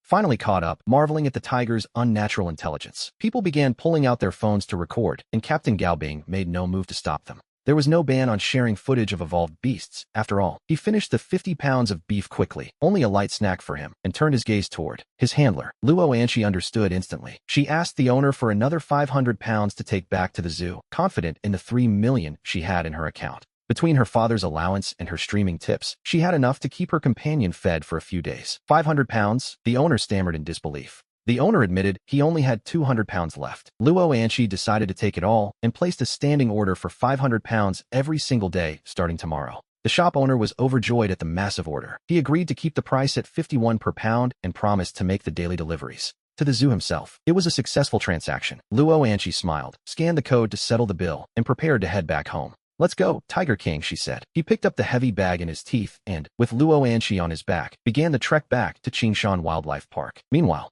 we see that on video platforms with billions of users, the trending content used to be simple entertainment like folk dances. But since yesterday, everything changed. Now, the trending clips are filled with evolved animals, 20-meter pythons, and golden eagles with 8-meter wingspans. But the most popular of all is the Qingshan Wildlife Park's escaped Lion King, Kala. We watch as he intercepts a specialized vehicle to snatch a mysterious stone. Last night, someone even released a video ranking these evolved beasts by combat power. In the land and air category, Kala the Lion King ranks third, while the Golden Eagle King takes first. Second place goes to the Python King. As for the ocean, no rankings exist yet. The depths hold too many horrors, like the Octopus King, who easily flips 1,000-ton ships with its massive strength. Of course, these rankings are only temporary, as new and terrifying creatures could emerge at any moment. Beings like the lightning-fast Leopard King or the ferocious Boar King are equally dreaded. Our Tiger King's recent outing earned him countless fans and likes, which he exchanged for black iron chests. He avoided the bronze ones, which are a notorious trap. A 20% chance of being empty is simply too much for a tiger's heart to bear.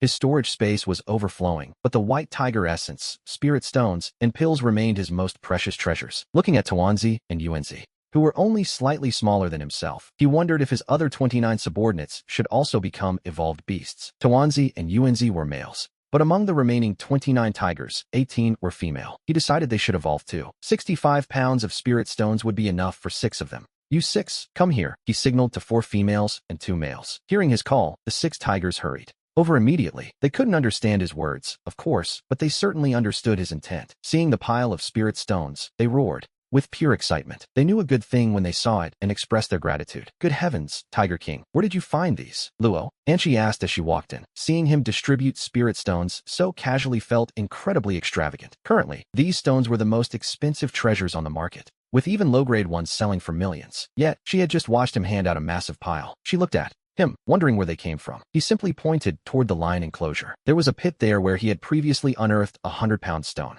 "The lion enclosure? Let's go see if there's more," Luo Anshi said excitedly. He stood up, gave himself a good shake, and with his human companion on his back, he sprinted toward the enclosure. Meanwhile, members of the Special Affairs Bureau were surveying the area when they suddenly saw a person riding a massive tiger leaping toward them. One man was nearly frightened out of his wits. "Tiger King, stop!" Luo Anshi shouted, and he came to a halt. Inside, the men were already reaching for their weapons. Our Tiger King knew that if he kept charging, they would likely open fire. Not that he was afraid for himself, of course, but he couldn't risk his companion's safety. Fortunately, Director Tian Feng of the Security Bureau was right there. Upon seeing them, he immediately walked over, accompanied by 5 members of the Special Affairs Bureau. Tian Feng introduced the group, and Captain Luo Yuan greeted Luo Anshi with a smile. Meanwhile, our Tiger King observed the man, noting that his physical condition was actually quite impressive. In fact, he realized that if he were to eat someone like that, his own strength would likely increase by 10%. It finally made sense why Kala the Lion King had been attacking humans lately. It was simply a matter of instinct, driven by the desire for a massive power boost. But for now, he was just eager to finish this job so he could go back to his preferred state of doing absolutely nothing.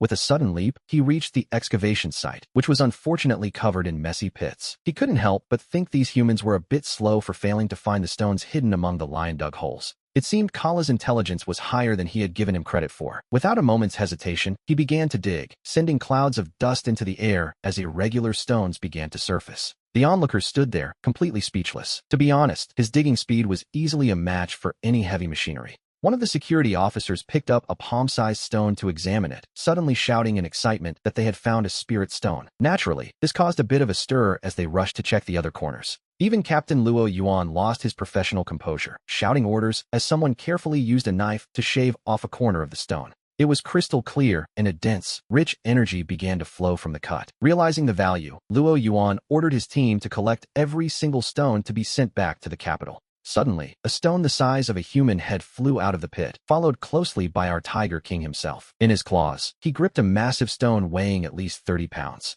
Ignoring the stunned crowd, he used his tail to scoop up Luo Anchi and place her firmly on his back. The others could only watch in total confusion as the pair began to leave. "Captain, that tiger just walked off with the biggest spirit stone," one of the women from the Special Affairs Bureau managed to stammer out, her mouth hanging open in disbelief. Luo Yuan could only watch them go, eventually telling his team to focus on what was left. They would have to use a transport plane to get this haul back safely. And so, the group was left to the miserable task of digging by hand. Back at the Tiger Park, he dropped his prize into Luo Anchi's car before heading off to find a comfortable spot. He sprawled out lazily on a large blue rock, ready to resume his busy schedule of doing nothing. Luo Anchi smiled, gave him a final wave, and drove away. She didn't head to her nearby residence, but instead drove straight toward the Luo family estate. It was a journey of several dozen miles into the suburbs of Jiangqing. Reporting, Luo Anchi has the spirit stone and is heading toward the suburbs. Director Tian Feng reported over the radio. He asked if they should intercept her, just to be safe. The response was clear. They were to protect her from the shadows and ensure she reached the Luo estate safely. Tian Feng understood perfectly well just how important she had become.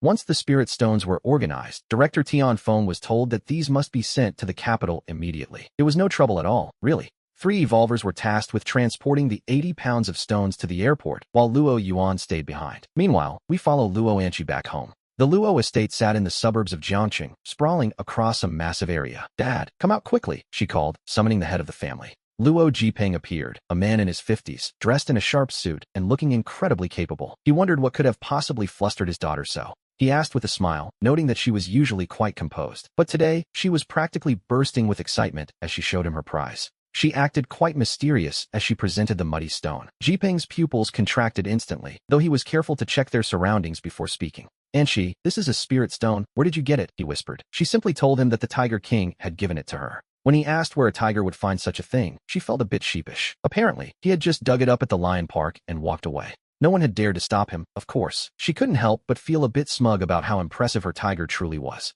Jipeng was caught between laughter and tears, but he wasn't worried. If the authorities let him leave with it, there was no issue. She then asked if he could use it to evolve. He nodded, touched by his daughter's thoughtfulness. Meanwhile, back at the zoo, our Tiger King was wondering exactly how humans intended to use these stones. He remembered that he had simply eaten the stones to evolve, while other tigers smashed them to absorb the mist, a rather inefficient method, to be honest. He wondered if humans had found a better way. As night fell, he watched the silver moon and rolled over, settling in for a comfortable rest. The crescent moon moved slowly across the sky. Next door in the Lion Park, the security bureau was still busy excavating the remaining stones. Captain Gao Bing was on patrol, overseeing the area which had been completely locked down. They were determined to uncover every last resource hidden there. They had even brought in small excavators, working with extreme caution to avoid breaking the precious stones. It was a delicate operation, to say the least. Gao Bing wondered just how many stones were left in this park. His teammate estimated there were plenty, though he couldn't help but mention the tiger. He joked that since the tiger gave the biggest stone to his keeper, he should have chosen a different career path. The two of them shared a laugh in the car. While they chatted, the rest of the team slept in a modified RV. No one was brave enough to pitch a tent in a place like this. But then, the silence was broken. A strange, retching sound echoed through the air. Gao Bing immediately grew alert, though his companion hadn't noticed a thing just yet. He shines his flashlight outside, and for a moment, his heart nearly stops. The yellow earth is undulating, as if something hidden beneath the surface is slithering like a snake. Neither of them knows what it is, and the unknown is always the most terrifying thing. Gao Bing takes a deep breath. "Captain, look," his companion cries out. Under the beam of the flashlight, several rats emerge from the soil, and they are quite large. Gao Bing stares, completely stunned. It turns out the creatures causing the ground to heave are actually rats. He quickly grabs his radio. "All units, be advised. We have a rat infestation in the Lion Park. There are thousands of them, and they are very large." His frantic call wakes the entire camp. Over 100 security officers scramble to their vehicles, flipping on the high beams all at once. In an instant, the Lion Park is flooded with light, exposing the sea of rodents. The sight is enough to make anyone's blood run cold. The men can't help but swallow hard. They have never seen anything so grotesque. These enormous rats are devouring the stones, and then begin to struggle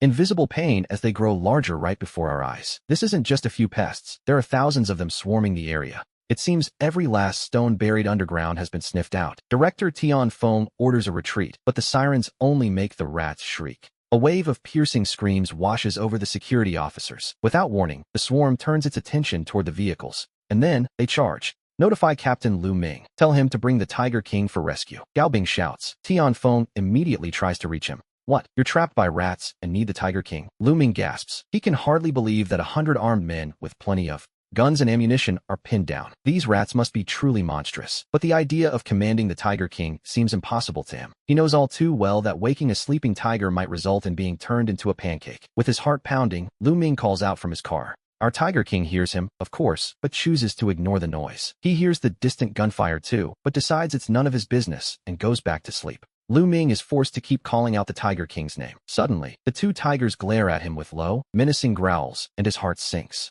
The phone rings and rings, nearly driving him to a breakdown. Anchi answers, wondering why on earth the captain is calling her in the middle of the night. Anchi, it's a disaster. Director Tian and his men are surrounded by a swarm of rats. They need the Tiger King, but he won't listen to me. Captain Lu Ming is so anxious, he's nearly in tears. Anchi tells him to connect the phone to the loudspeaker to see if she can summon the Tiger King. Lu Ming points the speaker toward the Tiger King, 20 meters away. Anchi's voice booms out, and our king finally steps down from his platform. He senses the panic in Anchi's voice and realizes this is serious. Since his favorite human is asking for help, he decides he might as well step in. He calls for Tuanzi and Yuanzi, deciding it's time they saw the world. As they enter the lion park, even our Tiger King is a bit taken aback. We see an endless sea of rodents, more than one could possibly count. Some have evolved into massive creatures, and the Tiger King prepares his response. He lets out a thunderous roar with everything he has. The terrifying shockwave rolls forward like a physical tide, shaking the very air. In an instant, thousands of rats within 300 meters collapse, dead where they stand. Those further away are dazed, stumbling as if they were drunk.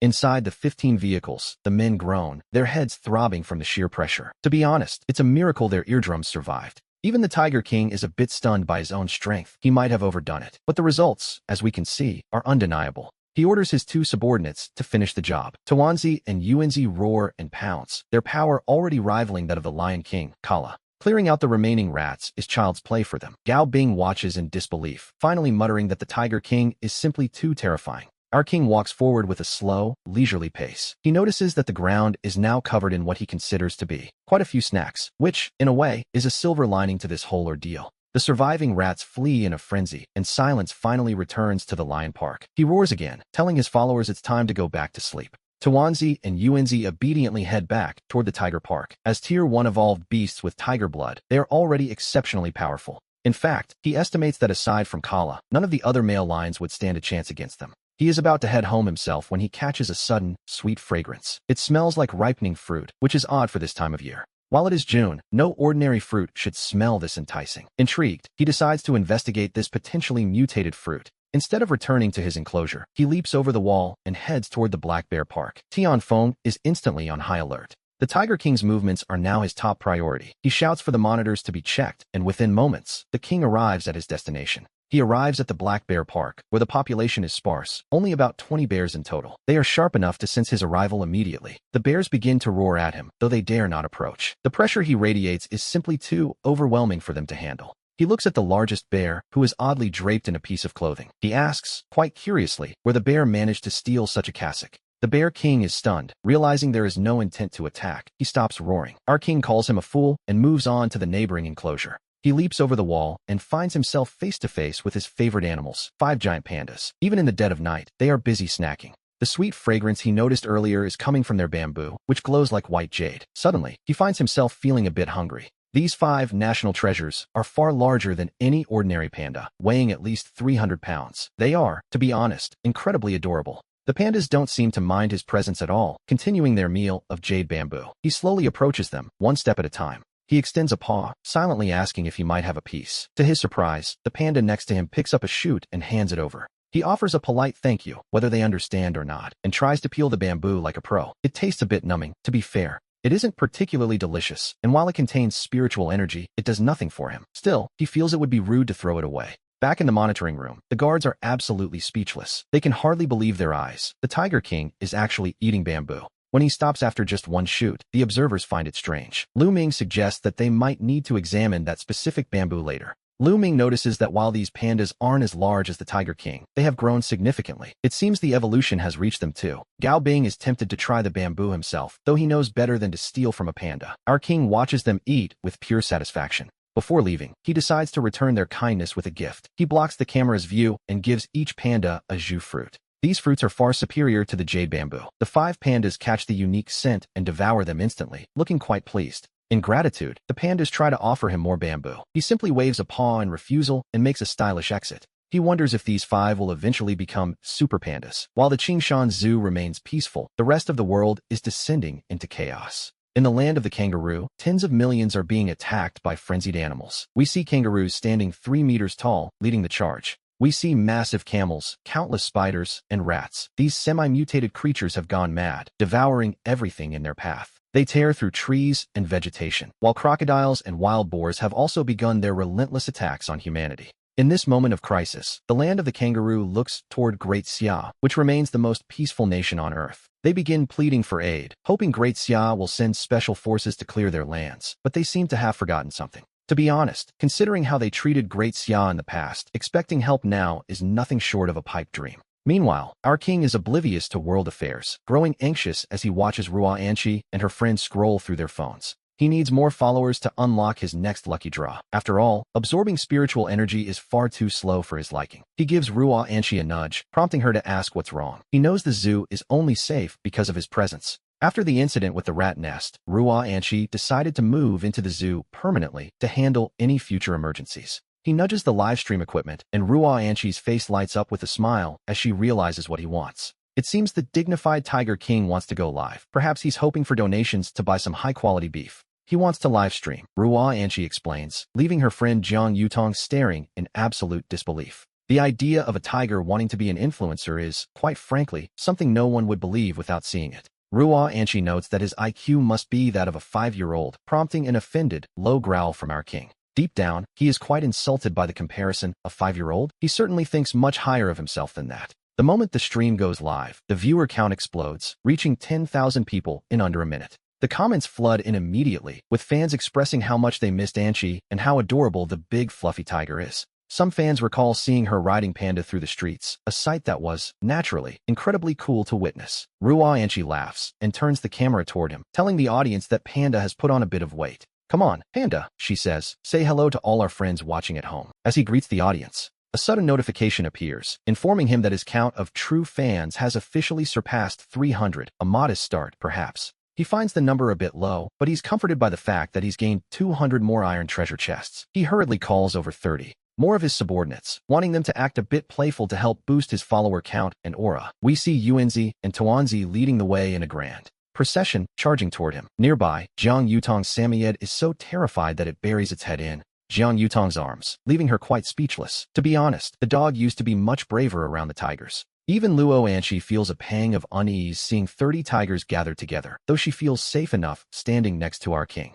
Aside from our king and his 2 closest companions, the other tigers are still mostly strangers to her. Suddenly, he lets out a roar. He commands his 31 followers to form a line. 8 of them have already evolved into first-tier beasts, and they look incredibly imposing. The viewers are amazed, noting that Great Xia's tigers could take down the mutated creatures of Kangaroo Land in one bite. The fans agree, noting that Kangaroo Land has always acted like robbers, profiting from Great Xia while opposing them. They deserve their fate. While Luo Anqi enjoys her interaction with the fans, Director Tianfeng of the Security Bureau watches the scene from the sidelines. Tianfeng's concerns run deeper than hers. He knows that while our king controls the pack now, the future is uncertain. He wonders what would happen if the Tiger King ever left the zoo, which only strengthens his resolve to keep the tigers from ever attacking humans. Meanwhile, in the capital, Director Zheng Long of the Special Affairs Office is also watching the broadcast. Though he remains in Kyoto, his computer is a hub for data on every evolved beast in Great Xia and beyond. He understands the gravity of the global situation. Seeing that Luo Anqi is still wary of the other 29 tigers, he frowns. He picks up the phone and tells his assistant, Xiao Shi, to head to Jiangnan City and contact the keeper, Luo Anqi, at that zoo. He wants his team to become familiar with the tigers immediately. After hanging up, Zhenglong turns his full attention to the computer screen. It plays a series of terrifying videos. In one, a small cargo ship is sailing when several massive, horrifying shapes emerge from the deep. Massive shapes emerge and slam into the cargo ship, flipping it into the depths in an instant, a scene captured by satellite. But the creature is far too large, exceeding even 8 tiers in scale, and the satellite imagery is blurry. Since 3 months ago, the Research Institute has been investigating a change in the atmosphere. We see that they discovered the air was filled with a mysterious gas. Word is that the lighthouse country already has Tier 2 evolvers with 10 tons of strength, yet Great Xia is still waiting for its own. They must accelerate their progress, especially since the Lion King, Kara, has vanished from even the most advanced satellite surveillance. Thinking of this, Director Zheng Long's face clouds with worry. Meanwhile, at Qingshan Wildlife Zoo, Luo Anqi is still chatting with her fans when her phone rings. It's a number from the capital. Curious, she answers, wondering who could be calling her at a time like this. She finally answers, saying hello. Hello, Miss Luo, comes a refined female voice from the other end. Puzzled, Luo Anqi steps into a nearby vehicle to speak more privately. She asks what the call is about, and the woman, Lu Shi, explains she's been sent to help tend to the tigers. Luo Anqi is surprised. She hadn't expected the authorities to be so thoughtful. She asks when Lu Shi will arrive, learning that she's already on the way and should reach Jiangnan by tomorrow night. Their mission is clear. They must tame the other 29 tigers and ensure they remain friendly toward humans. It's a tall order, to be sure. Luo Anqi whispers that such a process might take quite a while, but the voice on the other end isn't concerned in the slightest. Lu Shi instructs her to start immediately by hand-feeding beef to each tiger to build a personal bond. Luo Anqi takes a quick glance at the other 29 tigers. She feels no fear, knowing our king is standing right behind her. Ending the call, she steps out of the car. She grabs a small knife and tells her viewers she's decided to hand-feed the tigers so they can see exactly how they eat. The chat erupts in shock, praising her bravery, while worrying she's pushing herself too hard for the sake of the broadcast. And who could blame them, really? Ignoring the warnings, she settles onto the back of the pickup truck and begins cutting a large piece of beef into portions. After that, she turns to our king, calling him Pangda, and asks him to let one tiger approach, though she begs him not to let them bite. He finds the request baffling. While in the stream, fans begin arguing over whether tigers or lions are superior, a debate she simply ignores, actually. She knows the Lion King, Kara, is no match for our king. If not for Kara's cunning and the need to protect others, he could have ended Kara several times over. But she can't say that out loud. Her superiors warned her she can stream, but must keep his true feats a secret. After that, Luo Anqi continues feeding the other tigers. This time, none of them show any signs of agitation or even the slightest hint of impatience. They obediently accept her touch. Nearby, Jiang Yutong can't hold back any longer and asks to help. Sure, if you're not afraid. Come on up, Luo Anqi agrees with a smile. And just like that, Jiang Yutong steps in front of the camera. The chat erupts. Who is this goddess? She's even prettier than Anqi. I'm in love. Whoever marries her, their children will be well fed. For life. I want her. I have a pension. Don't mind that I'm 80. My heart is still young. To be honest, Jiang Yutong's appearance causes the live stream to explode, and the debate about lions versus tigers finally fades. Hello everyone. I'm Jiang Yutong, Anqi's best friend. Yutong, what a lovely name. I feel like spring has arrived, the fans cry. Jiang Yutong is caught between laughter and tears as she reads the comments. Still, she doesn't forget why she's there. He thinks the creature is far too small, though it is beautiful, a pure white king among dogs. Poor Dubai is trembling all over, too scared to move. Our king watches the dog shake and finds it quite useless, losing interest immediately. Just then, he shifts, and a large, goofy head suddenly fills the camera frame. Whoa, scared me to death. Oh, it's just Pangda. He flashes a brilliant tiger smile, and then quietly checks his system panel. Host Tiger King, level 1. True fans, 56,530. Lottery draws, 68,120. Storage, black iron chest, 1 drop of white tiger. Essence blood, 5 gold snacks, and 7 spirit fruits. He's delighted. The number of true fans has surged, and likes have surpassed 100,000. But while he's feeling smug, a plan against the Tiger King is being hatched in a mysterious meeting room regarding Qingshan Wildlife Zoo. One man reveals that by hacking the network, he discovered the bamboo the pandas eat has begun to change. What? The bamboo changed? They ask, wondering if it can help them evolve into half-step evolvers. But there are 32 tigers to contend with. The most dangerous is the Tiger King, whose combat power is likely second to none. The Lion King, Kara, is a monster who can survive a hail of bullets. How could we possibly kill a tiger like that? One man asks. Their target this time is the panda's bamboo shoots and the panda itself. If they eat the meat of an evolved panda, they might just evolve themselves. A 300-pound panda is more than enough for their mission. And so, the mysterious group begins to finalize their dark plan. Once they succeed, they intend to claim the flesh of all 32 tigers. As they plot, we move to the following morning, where Luo Anqi arrives with 2 companions. One is her best friend, Jiang Yutong, whose skin is as fair and delicate as porcelain.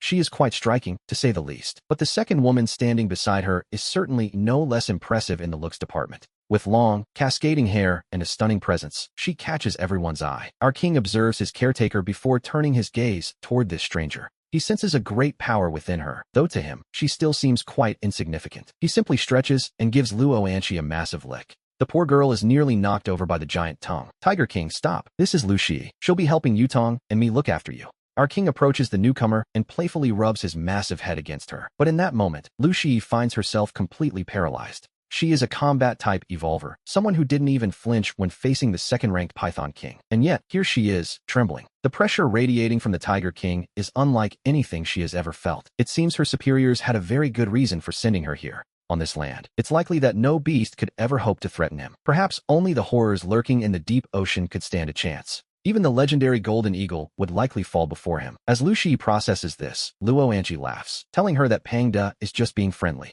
Lu Shi tries to force a smile, but her face remains pale. She wants to say she's fine, but her voice simply refuses to cooperate. Her entire body has gone stiff. To be honest, she never imagined she could be so terrified that she would lose the ability to speak. It is a primal suppression, a realization of his superior existence. Our king licks his new caretaker and decides it's time for a welcoming gift. Since he never gave Luo Anqi or Jiang Yutong anything, he decides to treat all three at once. He trots off toward the edge of the enclosure. He begins to rummage around, looking for something hidden. What is he doing? Jiang Yutong asks, her curiosity getting the better of her. Luo Anqi, who is now perfectly comfortable wandering the Tiger Park alone, leads the other two caretakers toward the busy Tiger King. Our king brings out a massive gold nugget and a diamond the size of a skull, presenting 3 vermilion fruits to the women on his paws. Lu Shi's eyes widen in disbelief at the sight of the rare fruit. She wonders aloud where on earth a tiger could have found such things. Luo Anqi finds them quite strange, as she's never seen anything like them before. She curiously reaches out and takes one from his massive paw. Lu Shi swallows hard, identifying them as legendary Zhu fruits. Luo Anqi is stunned to learn they take a century to bloom and another to ripen.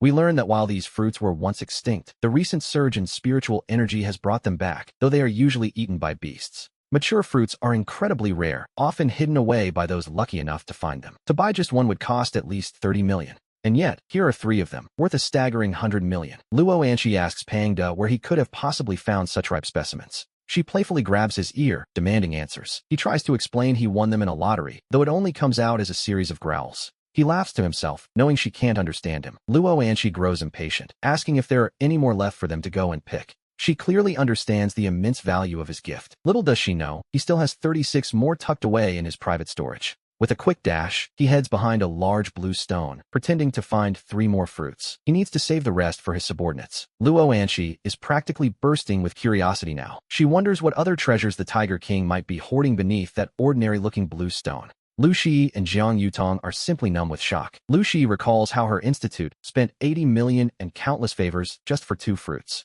And here is a tiger, casually producing 6 of them. What she once thought was a difficult assignment is starting to look like a stroke of luck. A wave of relief washes over Lu Shi. Meanwhile, Luo Anqi spots the massive diamond and gold nuggets, shouting in disbelief at the hidden hoard. She can hardly wrap her head around the sight. After all, a natural diamond the size of a human head isn't something one sees every day. These are priceless treasures, including a gold nugget weighing over 10 pounds. Soon, all 3 women are busy rummaging through the king's secret stash. The 2 pandas, Yuan Zi and Tuan Zi, politely move aside to let them search. Before long, the entire hoard is laid out in the open. Luo Anqi grabs the king's face, staring at him with wide eyes. She laments that if this were the old world, they would all be billionaires. In her eyes, these treasures have lost their value in the new era. But Lu Shi knows better. These items are far more precious than Anqi realizes. Lu Shi begins sorting through the treasures one by one. Our king is actually quite impressed that this new caretaker recognizes every single item. To be honest, he only knows what they are because of his system. Otherwise, he'd see them as useless junk. He nudges Luo Anqi's hand, encouraging her to eat.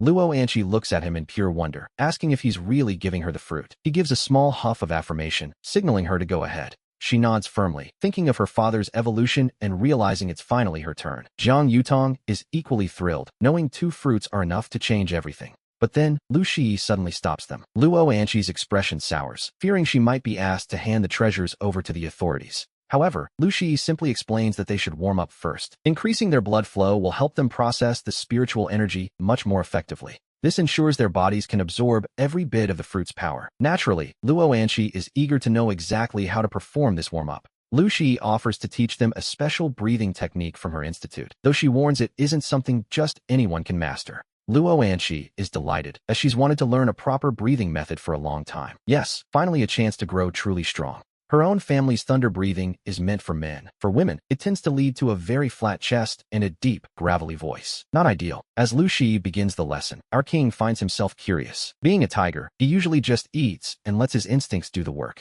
This is his first time seeing how humans cultivate, but after one look, he loses interest. It seems rather underwhelming compared to his own nature. In his eyes, this technique is far inferior to his natural breathing. He decides a nap is much more productive and flops back down to sleep. Luo Anshi watches Lu Shi with confusion. The woman is circling the large blue stone Pangda sleeps on, as if it were a priceless relic. Our king is equally baffled by his new companion. He's trying to get some rest, yet she keeps pacing around him and touching his bed. Lu Shi exclaims with excitement that this ordinary-looking blue rock might actually be a massive spirit stone. A rare find, indeed. Luo Anshi is skeptical, noting that spirit stones are usually found deep underground, not just sitting on the surface as a tiger's mattress. Lu Shi remains convinced of its value. Meanwhile, Luo Anshi and Jiang Yutong begin to feel the first surge of their newfound strength. Pangda couldn't care less if it's a treasure or not. It's his favorite sleeping spot, and he has no intention of letting anyone take it away. He drapes himself over the stone like a boneless rug, refusing to move. It's a sight so ridiculous that Luo Anshi can't help but laugh.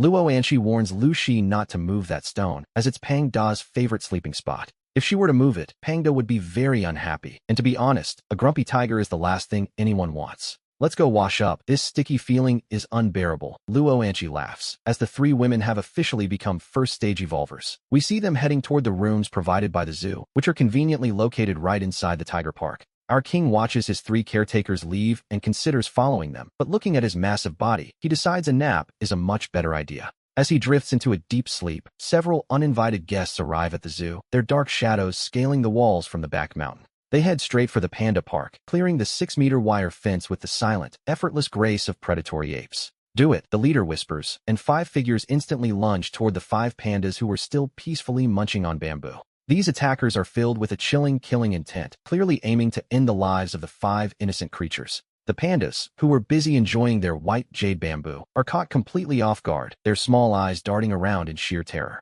In a horrific instant, 2 pandas are pierced through, while the others scream, alerting the monkeys and the neighboring black bears. The monkeys pelt the attackers with fruit, and the assassins are stunned that 3 pandas dodge them, causing them to panic. Take these 2 pandas and the bamboo shoots, and let's go, the leader commands as 9 shadows begin to flee. They race away from the panda park toward the back mountain, just as the guards in the monitoring room notice the disturbance. Captain, someone has killed 2 pandas and taken them. A voice screams over the radio, filled with urgency and fear. An angry response crackles back. What? 2 pandas killed and stolen? Who on earth has the nerve to do this? Go chase them. I'll notify Captain Gao. Within minutes, the entire zoo is alerted to the brazen intrusion. To assassinate a panda and kidnap, it is truly audacious. What? 2 pandas have been taken? Luo Anshi exclaims in shock. She had just finished bathing and was chatting with her friends when the news broke, and now, the 3 beauties are absolutely furious. As the 3 evolvers rush toward the panda park, one of them suggests bringing Pangda along, knowing these intruders are no ordinary threat. Lu Shi suggests bringing Pangda along, and Luo Anshi agrees, immediately heading into the lion park where our king is resting. Jiang Yutong and Lu Shi are left in awe. They are evolvers too, but they realize they can't even hope to match his speed. Quick, after him, the 3 women cry, racing toward the enclosures as Pangda clears the lion and black bear parks in seconds. Upon reaching the panda park, the scent of blood hits him, and seeing only 3 pandas left makes his blood boil with fury. Within a few breaths, he vanishes like a bolt of lightning into the zoo's back mountain, focused entirely on the hunt. In this life, he is a tiger, and while he enjoys being pampered by humans, those who harm pandas have earned his absolute wrath. He had never explored the back mountain before, and he quickly finds the rugged, steep terrain much more challenging than the zoo grounds. He spots the security guards on the trail, but doesn't slow down, surging past them, which, naturally, was the last thing they expected. It's a terrifying sight, a massive beast suddenly lunging through the dark forest, leading Captain Gao Bing to wonder if that was the Tiger King. It seems so, the guard Lin Nin stammers, wondering why the king is out and if he's actually pursuing the group of poachers. Gao Bing realizes that if the tiger is helping them, it's a stroke of luck, while Pangda follows the thick scent of blood. He picks up 11 distinct scents, 2 of which are the familiar pandas, though the heavy smell of blood tells a grim story. The 2 pandas are still alive, but are on the very brink of death. He knows he must reach them and save them immediately. Moving as if the wind itself is at his heels, he crests the mountain ridge and sees 3 cars and a truck waiting below. The vehicles haven't moved yet, which means the intruders are still descending the mountain, and there is still time to reach them. He descends the slope with the speed of a lightning bolt, his massive frame cutting through the night air like a predator on a mission. Every second is precious now, and he pushes himself to the limit, determined to stop them before they can escape. Just as the cars begin to start their engines, a sudden, inexplicable sense of dread washes over the 9 men in black. They feel a sense of panic, but as well-trained mercenaries, they fight to keep their composure and avoid falling into chaos. They tell themselves it's just the mountain air, but deep down, they feel a pair of golden eyes watching them from the dark. At the exact moment the 9 men in black climbed into their cars, the vehicles shot forward like arrows. Our king appeared just 20 seconds later.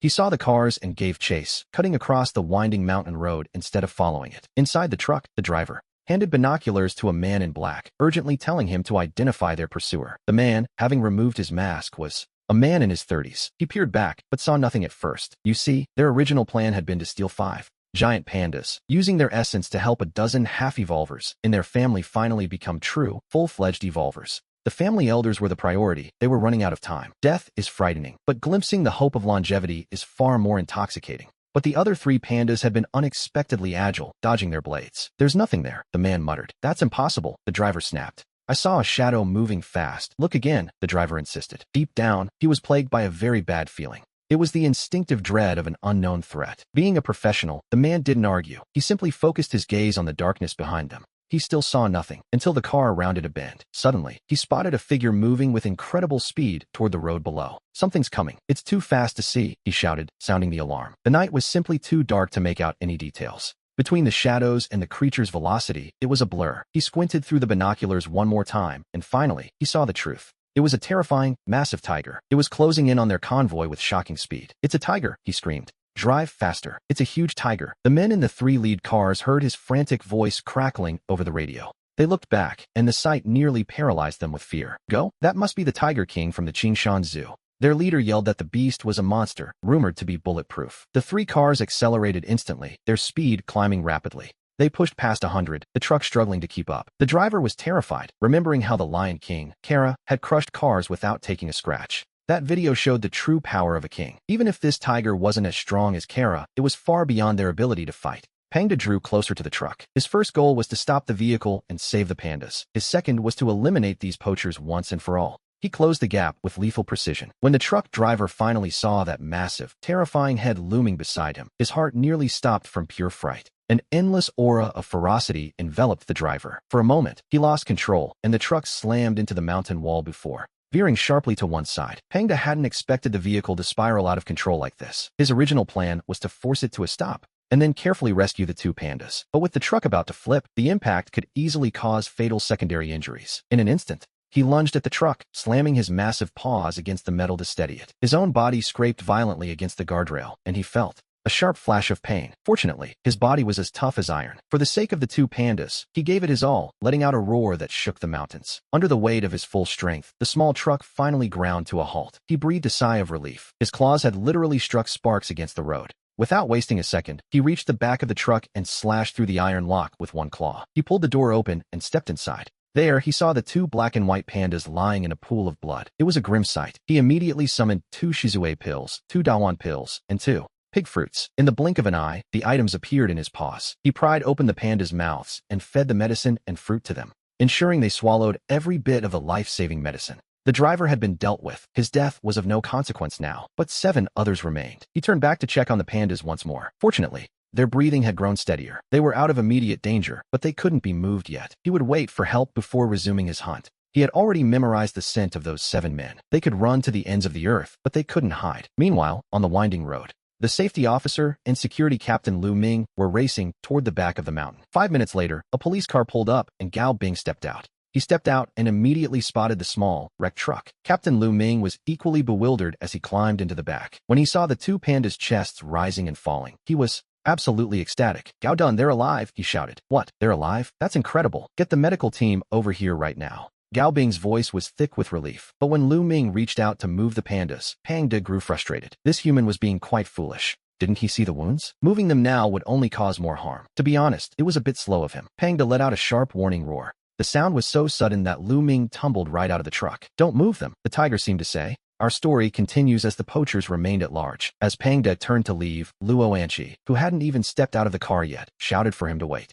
He wondered what his shovel officer wanted this time. Luo Anqi hurriedly climbed out of the vehicle, rushed to his side, and grabbed his ear with a sigh of relief. She was genuinely terrified he might just vanish into the night, a fear shared by Lu Shi and Jiang Yutong. He tried to explain he had a hunt to finish, but no one spoke tiger. One of the security officers whispered that the Tiger King had likely dealt with the men himself. Captain Gao Bing didn't seem to mind, noting that the world was better off without such scum. Then, a medical officer voiced their confusion. It seemed our two national treasure pandas were recovering at an impossible speed, a small miracle, to be sure. Relieved by the news, Gao Bing suggested that Luo Anqi take the Tiger King home while his team pursued the remaining criminals. Captain Gao Bing of the Security Bureau gave the order, and the three women began leading Pangda back toward the safety of the zoo. But Pangda had no intention of leaving those men alive. Luo Anqi tried to bribe him with the promise of a beef dinner, smiling as if that would solve everything. He let out a long, resonant roar. It was time for Miss Luo to realize that beef wasn't the priority tonight. He couldn't wait a moment longer. With a swift flick of his tail, he scooped his favorite human onto his back and charged down the mountain path toward the poachers. He was determined to find them. Luo Anqi let out a startled cry, but seeing she had no choice, she clung to his thick fur while Gao Bing watched in complete shock.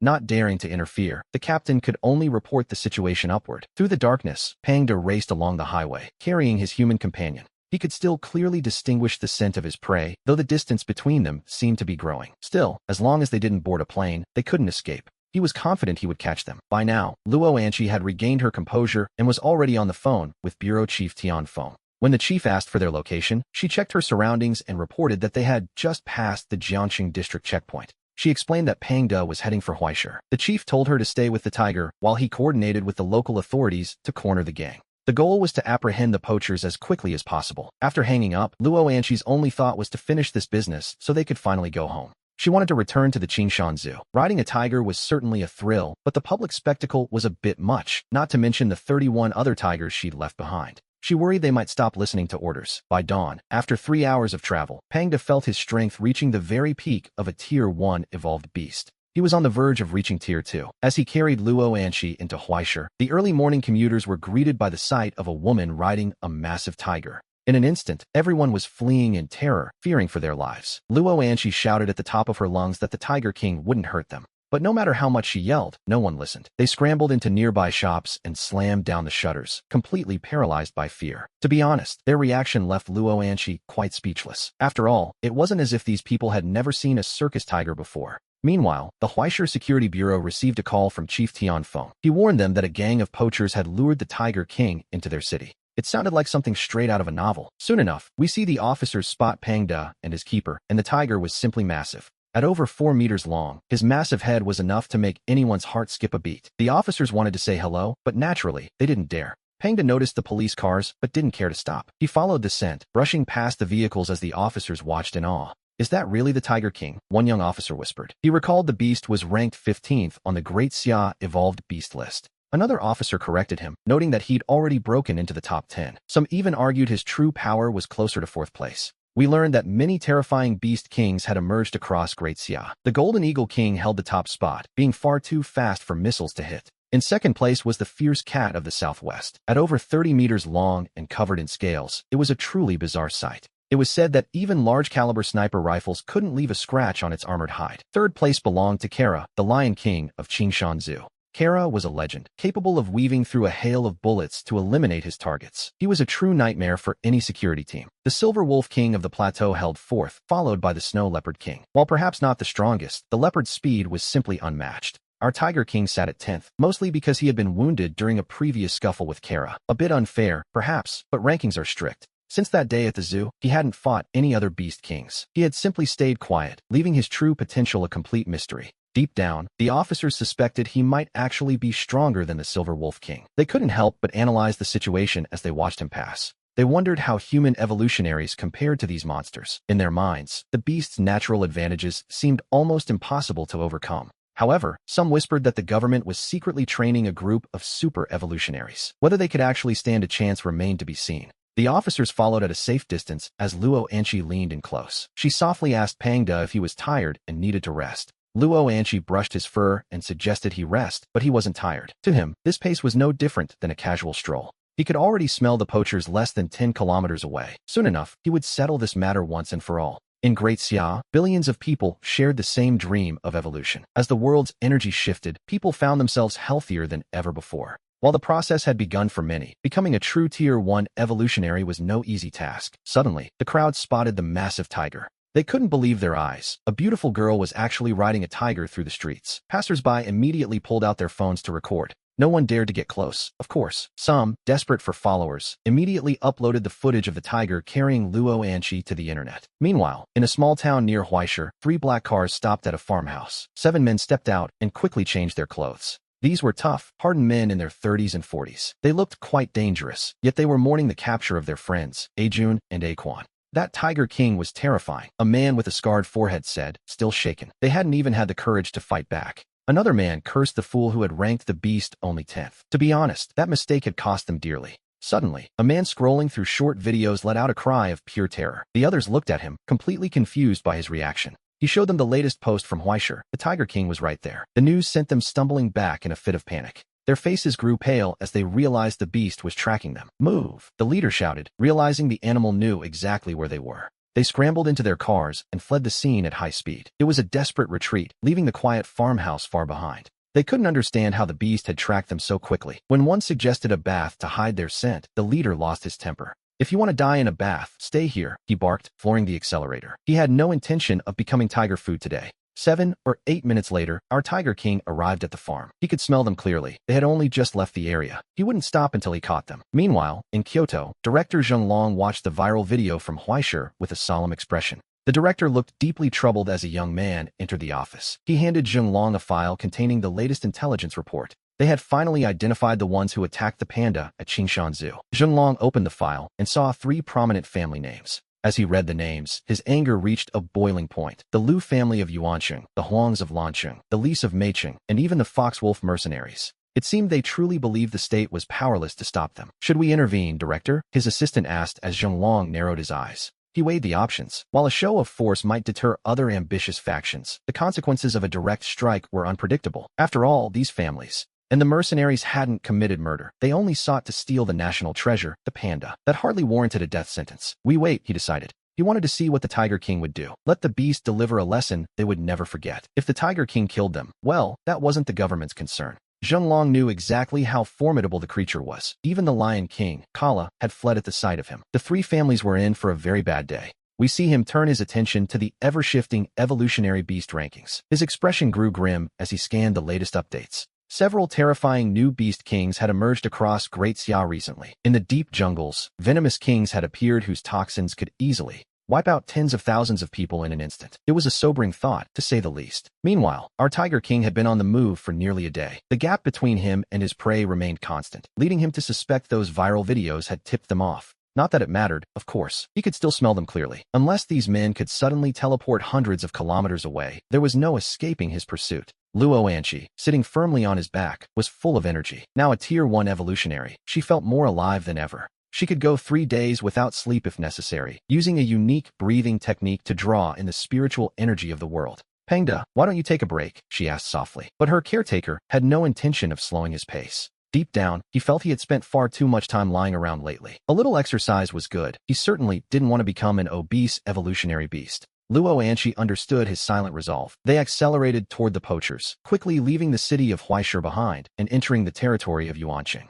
This was the home of the Liu family, a top-tier clan whose influence in Great Xia was nearly unparalleled. Their business empire reached as far as the Sakura and Lighthouse nations, dominating transport and electronics. Yet, they remained outside the official government circles. In the main hall of the Liu estate, the former patriarch, Liu Ji, leaned heavily on his cane. His face was a mask of growing concern. He cursed the Foxwolf mercenaries for their utter incompetence. Should we step in, patriarch? An advisor asked. Should we try to take this Tiger King's life? The flesh and blood of such a creature contain infinite spiritual energy. If we can consume it, we can surely become evolutionaries. The Liu family, butler whispered to Liu Ji. Liu Ji narrowed his eyes, lost in thought. He was already 95 years old, and since the world had changed, and spiritual energy had returned to the land, he had been searching for a way to extend his fading life. He had tried consuming the flesh of semi-evolutionary beasts, even specialty items like duck necks, but it was useless. While that meat was decent, It simply couldn't compare to a true evolutionary beast. When they learned Qingshan Wildlife Park held such creatures, their first target had actually been our tiger king. Realizing he wasn't an easy mark, they shifted their focus to the national treasure panda. They even noticed the pandas.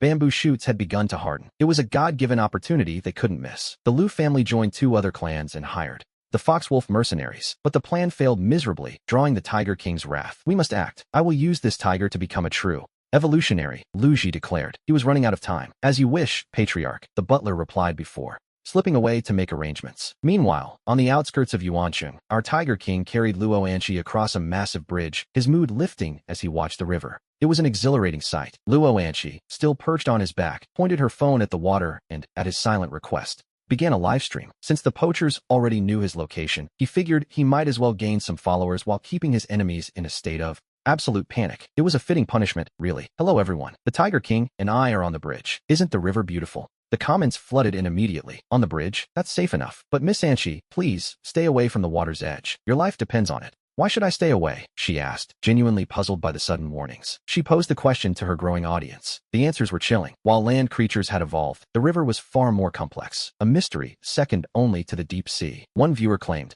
to have seen a video of a terrifying vortex in that very stretch of water, over 15 meters wide. They suspected a prehistoric crocodile. Others argued it was a giant python or a mutated fish. Luo Anqi felt a prickle of nerves, but she reminded herself they were on a bridge dozens of meters above the surface. No matter how terrifying the water was, it couldn't reach them up here. "Thanks for the warning, everyone. We'll stay far from the water," she promised. Our Tiger King listened to her chatter, his eyes scanning the river. He saw the shadows beneath the surface, but to him, these creatures were far too weak. Even before his evolution, they wouldn't have stood a chance. As he continued, the passing vehicles were all live-streaming him. He walked on, but as he reached the bridge, he suddenly came to a halt. "Panda, what is it?" Luo Anqi asked. She hopped down from his back and stood before him, noticing his massive eyes were fixed on the bridge's surface. A moment later, the bridge deck began to splinter with countless tiny cracks. They were no wider than a hair, almost invisible to the naked eye. "How could this be happening?" Luo Anqi asked, her voice laced with worry. This bridge had cost billions and was only 3 years old. Was it truly about to collapse? He stopped staring at the cracks and used his tail to scoop his companion back onto his back before heading toward the opposite shore. He knew this bridge would collapse within 3 days. After Luo Anqi's livestream, many people went to investigate, and the discovery left them paralyzed with fear. The supports were riddled with cracks, likely caused by an evolved beast striking from beneath the waves. Meanwhile, Luo Anqi continued her ride, still in pursuit of the poachers. She had ended her stream. As they drew closer to the Foxwolf mercenaries, the Lu family began their own move. The current patriarch, Lu Fan, was 56 and felt his physical prime slipping away. His body was failing, but this new era offered a glimmer of hope to reclaim his strength. Patriarch, the Tiger King, has entered our perimeter. Once he falls into the trap, he's as good as dead. Lu Fan's lips curled into a cold, expectant smile. A tiger is a treasure trove of spiritual energy, especially certain delicacies, and an evolved king was a prize beyond measure. If they succeeded, the Lu family would produce many more evolutionaries. Where is Xiener? The young master is already in position, waiting to strike the killing blow. Good. I want to witness this beast's end myself. Lu Fan and his elderly father remained at the estate, already imagining how they would feast on the Tiger King's flesh to trigger their own evolution. By now, our Tiger King had carried Luo Anqi into the outskirts of Yuancheng. The area was sparsely populated and the infrastructure was crumbling. He looked toward the woods across the river and smiled. With a nose that could track scents for miles, he knew exactly who was hiding there. He even spotted someone aiming a sniper rifle directly at him. To be honest, these mercenaries were quite bold to bring such weapons into the city. But in a world where people died daily from evolved beasts, the old rules about firearms had clearly been forgotten. He knew these weapons couldn't touch him. The only real threat was the bomb hidden beneath the bridge. He could smell the gunpowder, even though the seal was tight and the scent faint. He had caught it nonetheless. While the blast wouldn't kill him, his human companion, Luo Anqi, would certainly be in grave danger. With a swift flick of his tail, he set her down before calmly approaching the 100-meter-wide bridge. The Tiger King is here. Get ready. Lu Xian, the eldest son of the Lu family, chuckled. He wanted to give the beast a firework welcome. He hoped the explosion wouldn't ruin the meat. Lu Xian seemed remarkably relaxed about the whole situation. He assumed the Tiger King would only be wounded, not obliterated. That was the plan, after all. His father and grandfather were counting on this beast to fuel their own evolution. He even wondered what tiger meat tasted like. Nearby, the mercenaries held their breath, waiting for the king to step within 10 meters of the trap. Our Tiger King simply smirked. He knew exactly where the explosives were. He began to accelerate. Within 3 seconds, he reached his limit, 60 meters per second. He was a blur of fur and power, nearly as fast as a bullet train. His speed was terrifying. Detonate it. Now, Lu Xian screamed, his confidence vanishing as he realized the tiger was far faster than he had ever imagined. A massive explosion rocked the bridge. To be honest, the timing was almost perfect, but almost isn't quite enough. Fire and debris filled the air as the bridge splintered. The sound was deafening, and massive chunks of stone rained down into the river, sending plumes of water 8 meters high. In the thick smoke, no one could tell if the king had survived. Luo Anqi watched in horror, screaming for Panda. She finally understood why he had forced her off his back. He had sensed the trap all along. Her eyes welled with tears. Once again, she felt utterly powerless, a feeling she had grown to loathe with every fiber of her being. Suddenly, gunfire erupted. The air was filled with lead, making Luo Anqi flinch. Young master, run. We can't kill this thing. The Lu family guards were panicking. Lu Xian was a Tier 1 evolutionary himself, but compared to the Tiger King, the gap in power was simply astronomical. Not even a bomb could scratch him. Sniper rifles and Gatling guns were useless. How could a beast be this strong? He watched as the Tiger King danced through the hail of bullets, dodging every shot with impossible grace. It was time to run. In the Lu family's grand hall, former head Lu Ji and current head Lu Fan watched the footage returning from the battlefield. Their initial composure quickly turned to panic. They never imagined their elaborate trap would be so utterly useless against the Tiger King. To be honest, even an elite infantry company would have struggled to break through such a perimeter. It was a bloody scene. These men thought killing a single tiger for 5 million was an unexpected windfall, considering their past wages of only 3 or 4,000. But after evolving, the Lu family paid them 50,000 a month, and now, this massive bonus. A dozen semi-evolved warriors, clutching custom-made spears, boarded a bus and set out for the streets of Yuanqing. A sports car tore through the city, smashing into market stalls. Lu Xian was paralyzed with fear, grateful only for his fast car. He had been at the very back of the convoy, otherwise he'd be dead. The tiger's speed and power were simply beyond imagination. A single claw could harvest the life of a foxwolf mercenary, and these were elite veterans. He knew he had to go home and gather every resource. He needed all his strength to kill the Tiger King, certain its flesh would be extraordinary. Lu Xian sped toward the Lu family estate in Yuanqing. On the main street, our Tiger King followed at a leisurely pace. He had memorized the runaway's scent to find the mastermind and the people behind him. He planned to deal with them all at once. After all, taking out 20 armed men had been far too easy. Their bullets couldn't even scratch his skin. But as he appeared, the screams began. A tiger, a man-eating tiger, is on the loose. Everyone fled in a frenzy, with many tripping over themselves. He wanted to tell them he didn't eat people, but he was helpless. He let out a roar, but unfortunately, no one spoke tiger. As he ran, he spotted a small child at a crossroads. A toddler, not even 2 years old, was stumbling across the street. At that moment, a massive truck barreled toward the intersection. The driver slammed on the brakes, the screech of tires filling the air. Even from 60 meters away, our king saw the danger clearly. He moved like a bolt of lightning toward the boy. To the terrified onlookers in the shops, they could only watch in terror. Within 2 seconds, he had crossed the 60 meters to reach the center of the intersection. With a low slide, he caught the boy in his mouth just as the truck slammed into him, sending him crashing to the ground. The little boy in his mouth was completely unharmed, though the impact left our king with a dull ache. The toddler, wailing in terror, scratched at his face. He gently set the boy down as the truck finally screeched to a halt. The driver and the crowd were, quite frankly, stunned into silence. They had been so fixated on the tiger that they hadn't expected such a heroic turn. It was a sight they would likely remember forever. A young woman rushed forward, ignoring the massive predator as she reached for her child. She stood right before our king and scooped the boy up, turning to run toward the side of the road with a desperate, frantic energy. She didn't stop until she was well clear of the intersection. A light rain began to fall, though for the driver, the dampness was born of pure terror. He only recovered once the beast had moved on.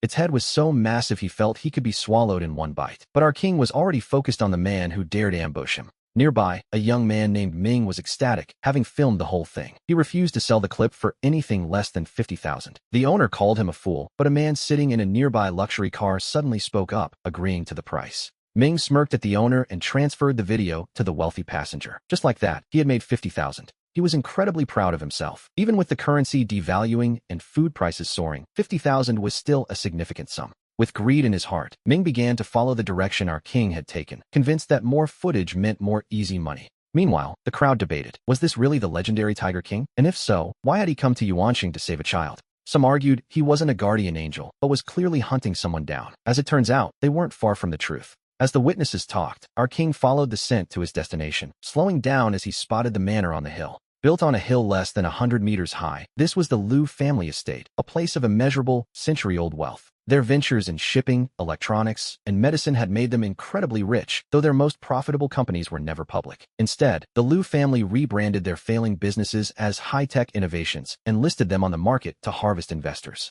It was a ruthless but clever strategy. Inside, a panicked Lu Xian told his father that the terrifying tiger had followed him home. Lu Xian, his sports car now a total wreck, spoke with a frantic mix of excitement and dread. His father, Lu Fan, looked on with a heavy expression. He had seen the drone footage and knew exactly how terrifying our king appeared to the world. To the tiger, machine gun fire was little more than a passing mist. Now that the beast was heading straight for them, Lu Fan ordered the immediate activation of their modified humans to intercept him. There was no time for hesitation. Lu Xian agreed completely, eager to let the cyborgs handle the beast, as he lacked even a shred of courage to face our king himself. With Lu Fan's command, the massive machinery of the Lu family began to grind into motion. Their estate was truly a sight to behold, occupying an entire mountain. Spanning over 600 acres and bristling with high-tech security, it was designed to be an impenetrable fortress. And yet, as the terrifying predator approached, the family couldn't help but feel a chill of fear. At the foot of the hill, our king began his ascent. With the king mark on his brow and his black and yellow stripes radiating power, he let out a thunderous roar. He charged toward the manor, the air filled with the sudden bang and crash of the estate's defenses springing to life. He effortlessly evaded the sniper rounds hidden in the shadows, his silhouette dancing through the trees. To him, the steep, jagged slopes were as easy to navigate as a flat road. Block him. The beast is afraid of guns. Kill him, Lu Xian screamed. But even as the security guards prepared to fire, our king chose not to strike them down. He realized these men were simply employees doing a job, and having been a worker in his past life, he decided not to make things difficult for fellow laborers. Inside the courtyard, 3 generations of the Lu family watched in a mix of rage and horror as their defenders fell. These were their semi-purifiers, and half of them were blood relatives. Seeing them all defeated was a sobering realization. Our king's strength was clearly at the absolute limit, likely on par with the legendary Lion King, Kara. That cursed know-it-all. What was his name again? Lu Xian hissed in frustration. Meanwhile, Lu Fan waited silently, his eyes dark with anticipation for his final trump card. He knew that if they could kill this tiger, the Lu family would instantly rise to the very top of the Great Xia hierarchy. To the basement, he commanded. We'll let the modified humans finish this animal. The family retreated into the depths of the manor, sealing the heavy bronze doors tightly behind them. A shadow of death now loomed over the entire villa. After dealing with those who had attacked him, our king entered the courtyard, following a scent that suddenly went cold. He soon discovered the heavy doors set into the ground. He delivered a powerful strike, the force of his blow causing the entire entrance to shudder violently. Yet, only a single palm print remained on the metal. There wasn't a crack to be seen. It seemed they had built a genuine underground fortress that even his full strength couldn't breach. This left him feeling a bit frustrated. To be perfectly honest, he was a tiger who preferred a quiet, lazy life. Constant slaughter was starting to feel like a bit of a chore. He felt they were really pushing his patience. Fine, he seemed to think. You can wait down there for now. As these treasures entered his stomach, his aura grew increasingly potent, stirring a light breeze while dark, oily residue began to seep from his fur. His bones and muscles were being tempered and polished bit by bit, and his strength rose steadily. He felt that after just one more evolution, he would be able to withstand sniper rounds with his bare skin, which now felt harder than iron. Meanwhile, on the streets of Yuancheng, Luo Anqi was searching everywhere. He learned that a large tiger had saved a child before heading northwest, and he thanked the witnesses for the lead. As he gave chase, Luo Anqi reported the situation to Tian Feng, the director of the Jiangnan Security Bureau. Tian Feng already knew the score. The Tiger King had gone to the Lu estate. He told Luo Anqi to stay back and wait for the beast to leave before attempting to bring him back to the zoo. Luo Anqi hesitated. Was he really not supposed to go in? The Tiger King was clearly on a path of vengeance, and the earlier violence had left a mark on his mind. He had always believed the tiger was harmless to humans, but after the bombing, the beast had erupted, killing many with a single swipe of his claws. It was enough to make anyone nervous, but then he remembered raising Pang to himself. The tiger had even carried him for 2 days. He wasn't afraid anymore. He was simply worried. But Tian Feng was blunt. The Lu family had used bombs, snipers, and machine guns, which changed everything. They had crossed a line, especially by attacking a Tiger King recruited by the state. The higher-ups had already decided this family needed to disappear. Since our king had found his own way there, they would simply let him wipe out that filthy lineage. Luo Anqi hung up the phone, stunned. He hadn't expected such a cold directive, nor had he seen the local security forces mobilize. To be honest, he didn't know the Lu family well. However, anyone bold enough to poach a national treasure like the giant panda was surely courting death. Even as a tiger keeper, he had a soft spot for pandas. Stopping 3 kilometers from the manor, Luo Anqi pulled out his phone to take photos, zooming in until the image of the estate was crystal clear. He watched from a distance, though the dense trees obscured much of the action. It was a frustratingly limited view of the unfolding chaos. Following Tian Feng's orders, he stayed put. Meanwhile, inside the manor hall, our king's presence was becoming truly overwhelming. Most impressively, his body began to grow once more, reaching 4.5 meters from head to tail. His limbs became thicker, and his tail grew even more powerful. he was just a step away. As he consumed the spirit stones, a powerful, warm current surged through his entire body, revitalizing every fiber of his being. Suddenly, a beastly roar echoed from the entrance. Our king's massive eyes narrowed as he turned to face the monster that had just appeared. We see a figure that looks human but lets out a beastly roar, his limbs twisted and thin, encased in steel armor radiating spiritual power. It was all a bit too flashy, really. To our king, this was just another Liu family cyborg, though the man grew furious at the tiger's obvious disdain. Having fused with lion genes, he believed himself stronger than any Tier 1 evolver. To be looked down upon was simply unbearable, so he lunged. He actually dared to attack the Tiger King. One has to wonder where he found the courage. Our king simply narrowed his eyes and raised a paw. With a single slap, the monster was sent flying. It's a shame, really, giving up humanity to be a beast. One wonders what his parents would think. You've angered me. I'll tear you apart, the cyborg roared, his lion genes surging as he launched himself at our king once more. He had been given a chance to run, but he hadn't taken it. Our king felt a flicker of pity, but since it wasn't appreciated, the games were over. This time, he didn't hold back. Even without reaching Tier 2, his strength had already increased by 30%. In an instant, a head flew through the air. The Liu family's pride and joy was killed instantly. This sight sent the rest of the guards into a total, bone-chilling panic. This cyborg supposedly possessed 5 tons of force and was bulletproof. Yet, here he was, swatted away like a common fly by a tiger. It was a terrifying realization for the survivors, who immediately turned to flee. But honestly, did they really think they could outrun him? Even in the middle of an evolution, our king had no trouble finishing them off. Once the room was cleared, he returned to his favorite sofa. He settled back down to let the warm currents continue tempering his bones and organs. It felt quite pleasant, all things considered. He glanced at the security camera and bared his teeth. He wanted the people hiding below to know exactly who was waiting for them. Deep in the basement, 3 generations of the Liu family watched the screen in absolute horror. Their ultimate weapon had been dismantled in seconds. Grandpa, this tiger is a monster. We have to call the authorities. Liu Xian cried out, his voice trembling with pure, unadulterated fear. As a Tier 1 evolver, Liu Xian had expected to live a long, comfortable life. Meanwhile, Liu Fan realized he had gravely underestimated the beast. Don't panic, it's just an animal. It will leave soon, Liu Fan muttered, though he knew calling the police would mean the end of their family. Liu Xian wasn't so sure. He watched as the tiger's body continued to expand, realizing the beast was currently ascending to Tier 2. He could only pray that once the evolution was complete, the Tiger King would simply lose interest and leave the Liu Manor forever. Outside, Luo Anqi waited with bated breath, sending hourly reports to the Jiangnan Security Bureau. Meanwhile, the eyes of the capital were also watching. In the Kyoto Special Affairs Office, Director Zheng Long monitored the Liu family. He had just seen our king kill the cyborg with effortless ease. These families seem to think that global chaos is a license for human experimentation. To be honest, their arrogance is as vast as their greed. With nations like Australia, the United States, the UK, and Japan eyeing the highlands, the situation was critical. Fortunately, Great Xia was prepared. Zhenglong knew it was time to teach those 4 empires a lesson. Though he stayed in Kyoto, the world's secrets were laid bare before him. He tracked everything on his screens, but he also kept physical printouts. It was a cautious move, meant to guard against any sudden technological failures. He feared the day the planet's magnetic field might shift, rendering electronics useless. Just then, a young man rushed into his office with urgent news. The report was grim. Several equatorial nations had already fallen. Hundreds of thousands were dying daily, hunted by lions, leopards, and wild dogs. Everything from venomous snakes to honey badgers had evolved. We hear of a lead elephant standing 8 meters tall, weighing over 20 tons. Zhenglong's eyes narrowed. He had anticipated this. The equatorial regions were teeming with wildlife, and the situation there was spiraling out of control. The region was rich in resources, but the people had perhaps relied too much on tradition while neglecting the need for advanced technological defenses. They were simply no match for the evolved beasts, and as the creatures fed, their evolution would only become more rapid and increasingly violent. The surrounding countries would surely be next. Great Xia wasn't close to the equator, but Zhenglong knew they had to remain vigilant. He ordered the intel to be passed up the chain of command immediately. He also wondered where the Tiger King had obtained those mysterious bones. A small smile appeared on his face as he considered his next move. Meanwhile, we returned to the Liu family manor in Yuan City. 3 kilometers away, Luo Anqi heard a terrifying roar that shook his soul. He wondered if the Tiger King had already evolved into a Tier 2 beast. After letting out a long cry, our king stretched his neck and grinned. He began walking toward the massive bronze gates in the courtyard.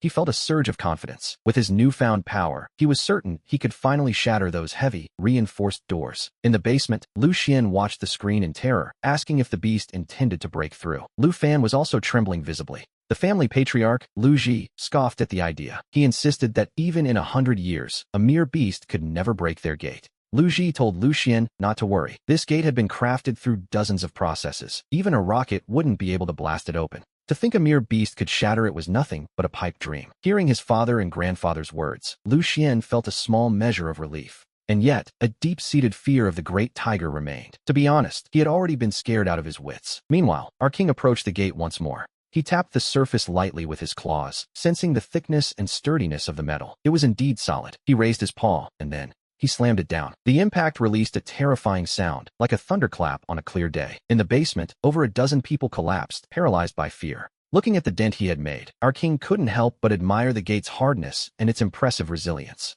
However, he hadn't even used his full strength yet. He had no desire to waste any more time on this family of poachers, so he prepared his claws. He extended them slowly, ready to finish the job. Quickly, call the police. Get the security officers here to kill this beast. Lu Fan, who had just refused help, was now screaming in terror. Lu Xian, his hands trembling, pulled out his phone to dial the emergency line. Hello, Security Bureau. This is Lu Xian of the Lu family. We are being attacked by a mad tiger. Send someone immediately, he shouted, his voice carrying the weight of absolute, bone-chilling dread. What? The Lu family is being attacked by a tiger? The young officer on the other end couldn't believe his ears. It sounded like a bad joke. You have to come. It's breaking into the basement. Lu Xian was frantic. The officer finally agreed to send a patrol. Hurry, or it will be too late. Lu Xian shrieked. Sensing the genuine panic in the man's voice, the operator immediately reported to his superior. Director Zhang of the Yuan City Security Bureau heard the report and spoke calmly. Ignore it. Li Gang, just take a patrol car for a drive and come back. If you encounter an evolved beast, do not intervene. Li Gang was surprised by the order, but he nodded in agreement.